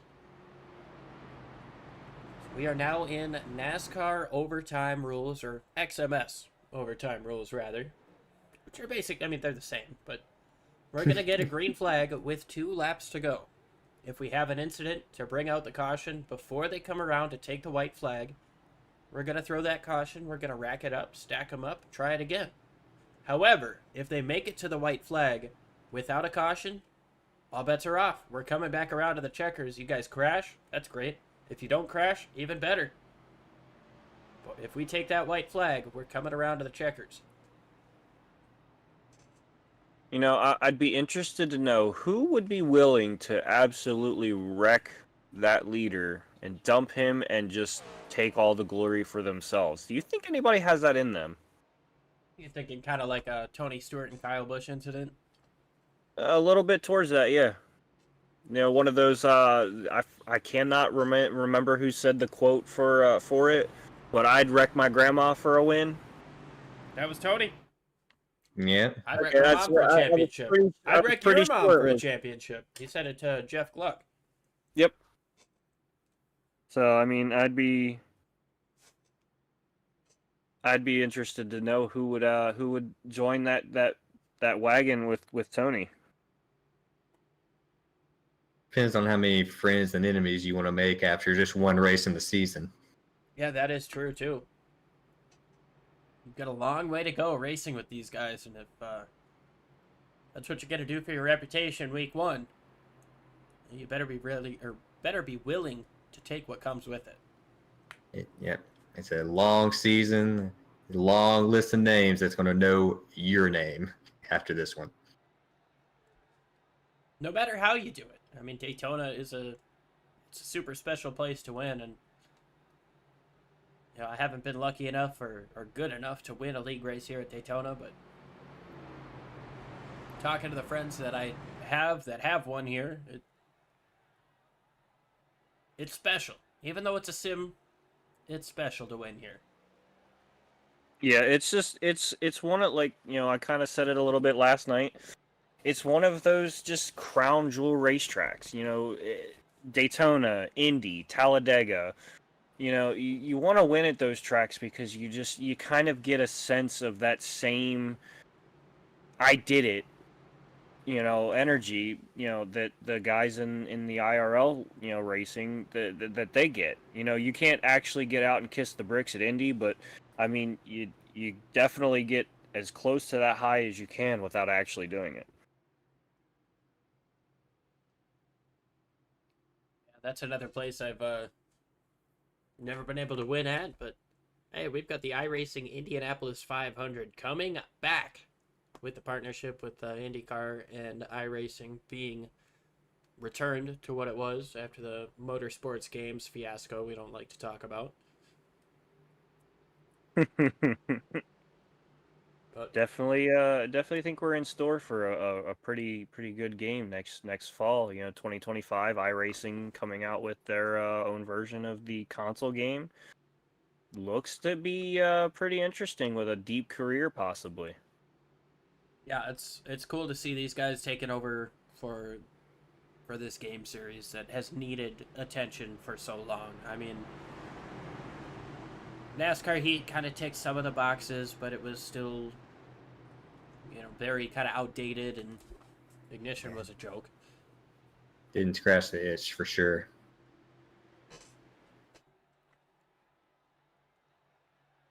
But anyways, we've got ourselves 2 laps to go here at Daytona, 5 miles potentially to figure out who's going to win this race. Timothy Zayas leads over Jonathan Cogswell, Jacob Brower, Stephen Timko, Daniel Krim, Joshua Vidal, Jacob Jensen, Brandon Storer, Michael Thwaites, Ted Pullen rounding out the top 10. Pace car makes that hard left turn. Is this the final restart? We'll find out. Green flag back in the air.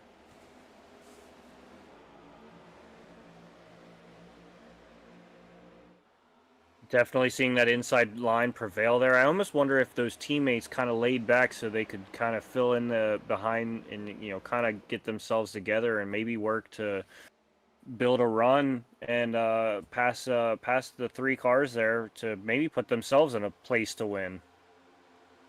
Krim looks up to the top of Brower. Brower moves up to block. Now Brower moves down to the bottom for the race lead. He's got help from Krim. Brower takes over the race lead. He's going to get clear, but Zayas stays up on the top side. Now he drops down to the bottom quickly. The 64 of Jensen coming up there. 3 wide coming up off of turn number 4. Are they going to make it to the white? Zayas moves up to the top side to try to take away second place. White flag is in the air. Jacob Brower leads him down. They're 3 wide through the tri-oval, though. Here comes a huge run up on the top side of the racetrack. 4 cars under a blanket up on the top side. trying to push that 22 machine of Zayas up to the front. Now they move up 3 wide. Oh, and there goes Zayas the 22. turns sideways down the back straightaway. He's going to be able to keep it. Oh, maybe Big not. calamity Here. behind. They're crashing behind. Here comes Krim up to the top side. He's got help from Storer. They're crashing behind Brower on the bottom. He doesn't have any help. Here comes Krim, and here comes Storer to the inside. Storer's going to get through to take the win on the last corner. Daniel Krim comes home in second, and Joshua Vidal in third place. What another great finish. It's unbelievable just how insane these guys start going once they see that white flag. You know, as that ARCA racer said, I'm not lifting till I see God or a checkered flag. And that was a crazy finish. Set up perfectly by Storer, who's 5th place coming to the white flag, moves up to the top side of the racetrack. We'll try to widen this shot out so you guys can see all of the action, all of the calamity that took place, especially down the back straightaway.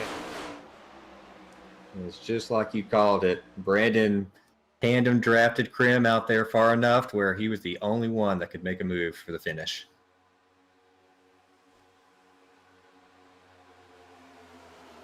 I think he might be a little bit of a psychic. Zayas tried to come down in front of Carlson. They start bouncing off the wall. You see they wadded up. And yeah, you can see that big push. Getting a little bit more separation from the cars behind. Moves down at the perfect time. Krim tried to get down inside, draft him back, but just by a nose, Storer is able to win by 1/100th of a second. And that's just unbelievable. That was such a good move. You know, moving to the inside, basically taking away, you know, Brower's lane there, and then just finding a way to keep that head full of steam to, you know, push him through to the lead and take the victory. Go ahead and watch Brandon Storer burn it down. Jump ahead and see who we can talk with. If Vidal, Krim, and Storer are ready with us yet.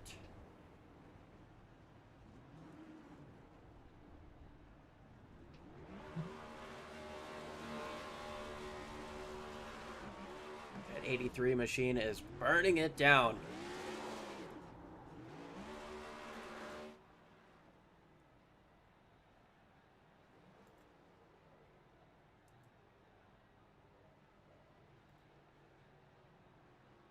We'll go ahead and get with our 3rd place finisher, Josh Vidal. Jordan. Oh, actually, wait. I'll get this one. Josh, it's Liam and Jordan and Paul up in the booth. You got a copy? Yeah, I copy. Well, a wild last couple of laps there. You come home in 3rd. Kind of talk with us through your day and what it took to get that 26 running up front. I don't know. I just made sure I stuck to the strat that our team had planned for the whole race. That seemed to work out. I thought it was going to be over in that wreck where I got shoved below the WL line. Had a bit of damage, and then I don't know what happened at the end. Luckily, I had a teammate that was able to push me 3 wide, and I don't know what happened from there on. It was just a heck of a race. But you guys pulled some interesting strategy call here in the first stage. You were actually able to win, well, not win, but you and Dalton were able to get the top 2 in that stage by over 4 seconds over the rest of the pack. What went into that strategy call? And I mean, was that kind of the decision from the get-go? It was, we planned to pit around where we did. Obviously, if like cautions or something else were to happen, we had contingency plans in place. But pretty much overall, that was the plan for that pit strategy. Well, it seemed to work out to perfection. You guys had that thing on lock in stage number 1. You come home with a 3rd place finish in what I can only describe as a chaotic last lap. Is there anybody you want to give a shout out to or thank for such a strong run here today? I'd like to thank Ricmotech for sponsoring the series, and I'd like to thank my sponsors. Actually, I don't even know the name, but probably like to thank my team for all the great teamwork throughout the race. I guess, yeah.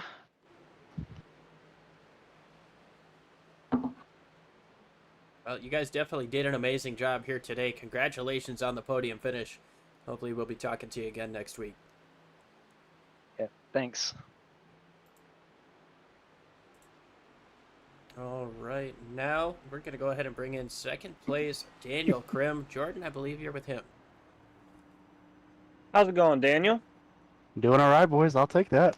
Yeah, I mean, you started off, you didn't have a great start, you know, you ended up with some damage, you know, a little bit of I believe a penalty there at the beginning, or, you know, missed pit road. And, you know, how did you keep yourself calm and, you know, keep yourself in a mindset to bounce back from that? Well, obviously, we knew we had the stage coming, so I had to say, you know, stay in a positive mindset, not end up in the dumps like I was last night, just trying to stay with the pack.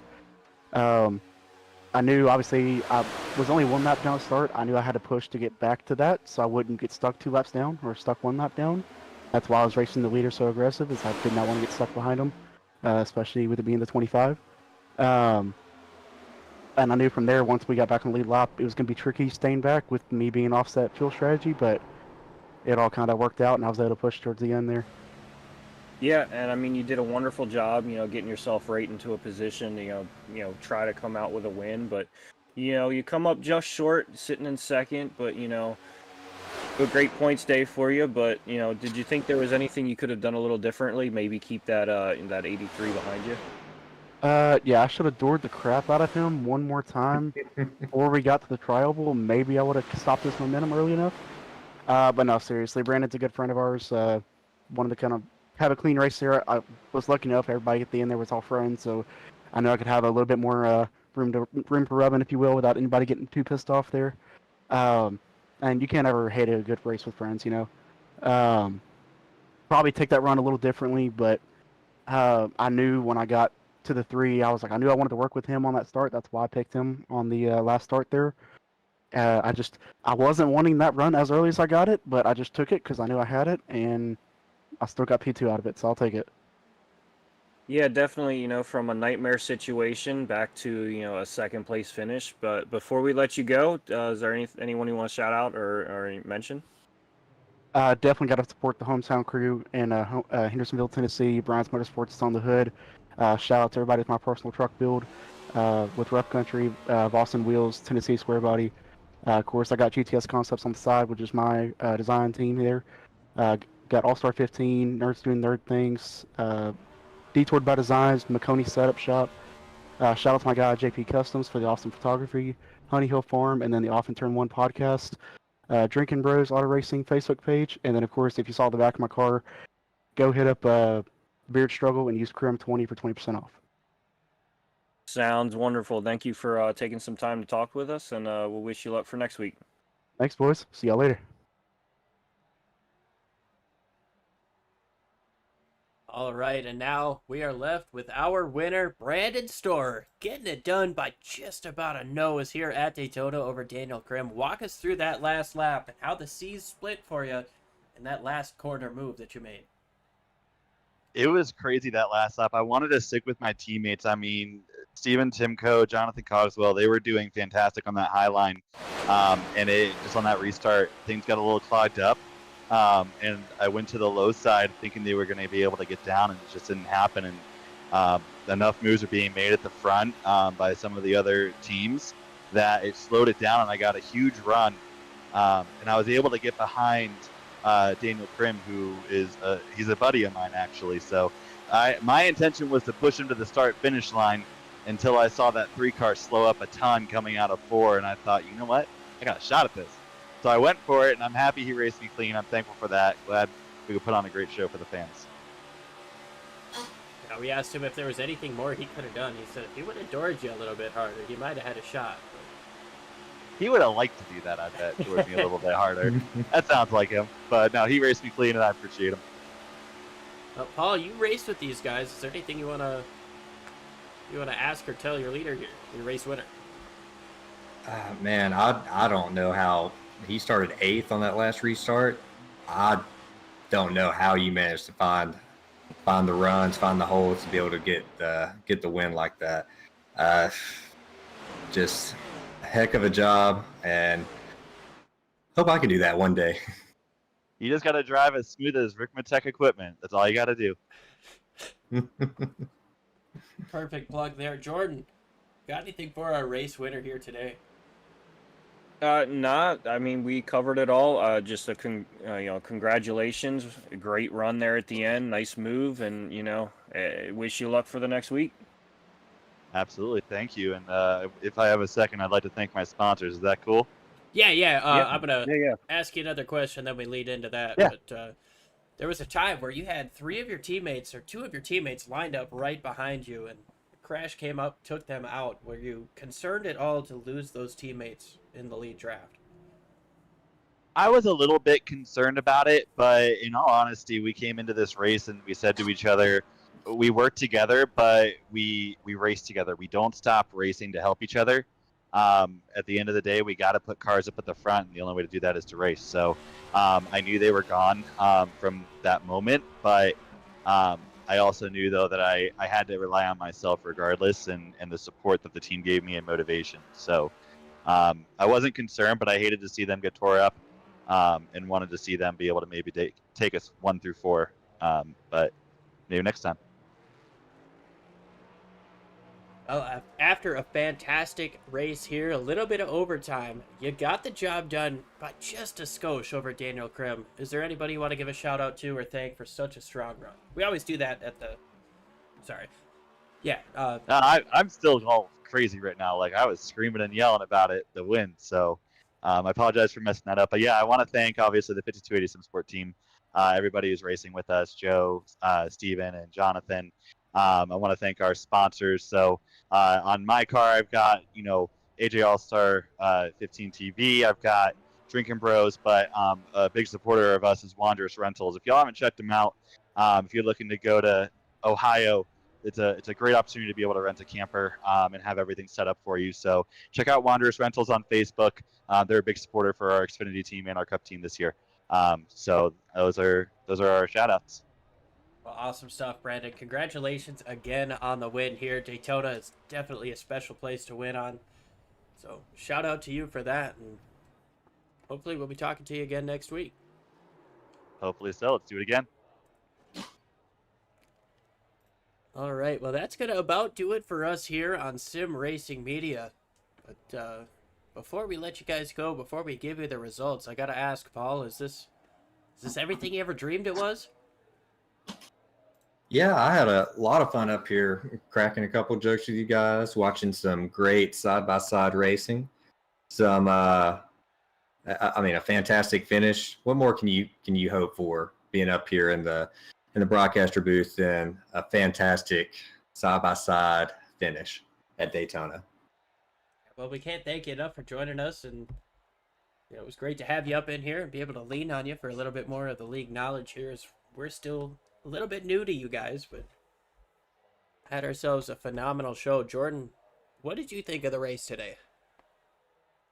Definitely everything you can expect from Daytona. It had a little bit of everything, had a little bit of chaos, had some organization, some good green flag nose to tail runs, different varying pit strategies, and then the like Paul said, that side by side classic Daytona finish. It was literally just a storybook kind of a race for me. You have everything you could ask for.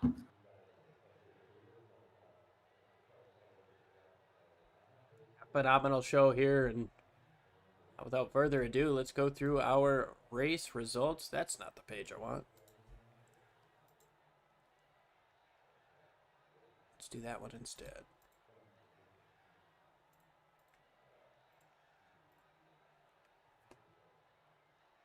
Brandon Storer gets the job done by 14 one-thousandths of a second over Daniel Krim, Joshua Vidal, and Alex Relling. Jacob Jensen round out the top 5. Jacob Brower, Michael Thwaites, Michael List Ramler, Parker Supland, and Caleb Lamb. Both of those drivers in the 9th and 10th had spins. Good recovery for them. Douglas Carlson, Timothy Zayas, Jonathan Cogswell, Wyatt Franklin, Stephen Timko round out the top half of the field. Then Ted Pullen, Eric Driggins, Taylor Bertram, Nick Renner, Jake Zito, Dalton Fredericks, Marco Evans, Gary Wells, David Elliott, Joe Hutchings, Adam Capps, Austin Karp, Logan Koger, then David Snook and Garrett Heath fell out early. That's going to do it for us here on Sim Racing Media. We can't thank you guys enough for joining us, spending your Wednesday night with us, enjoying some incredible Daytona action.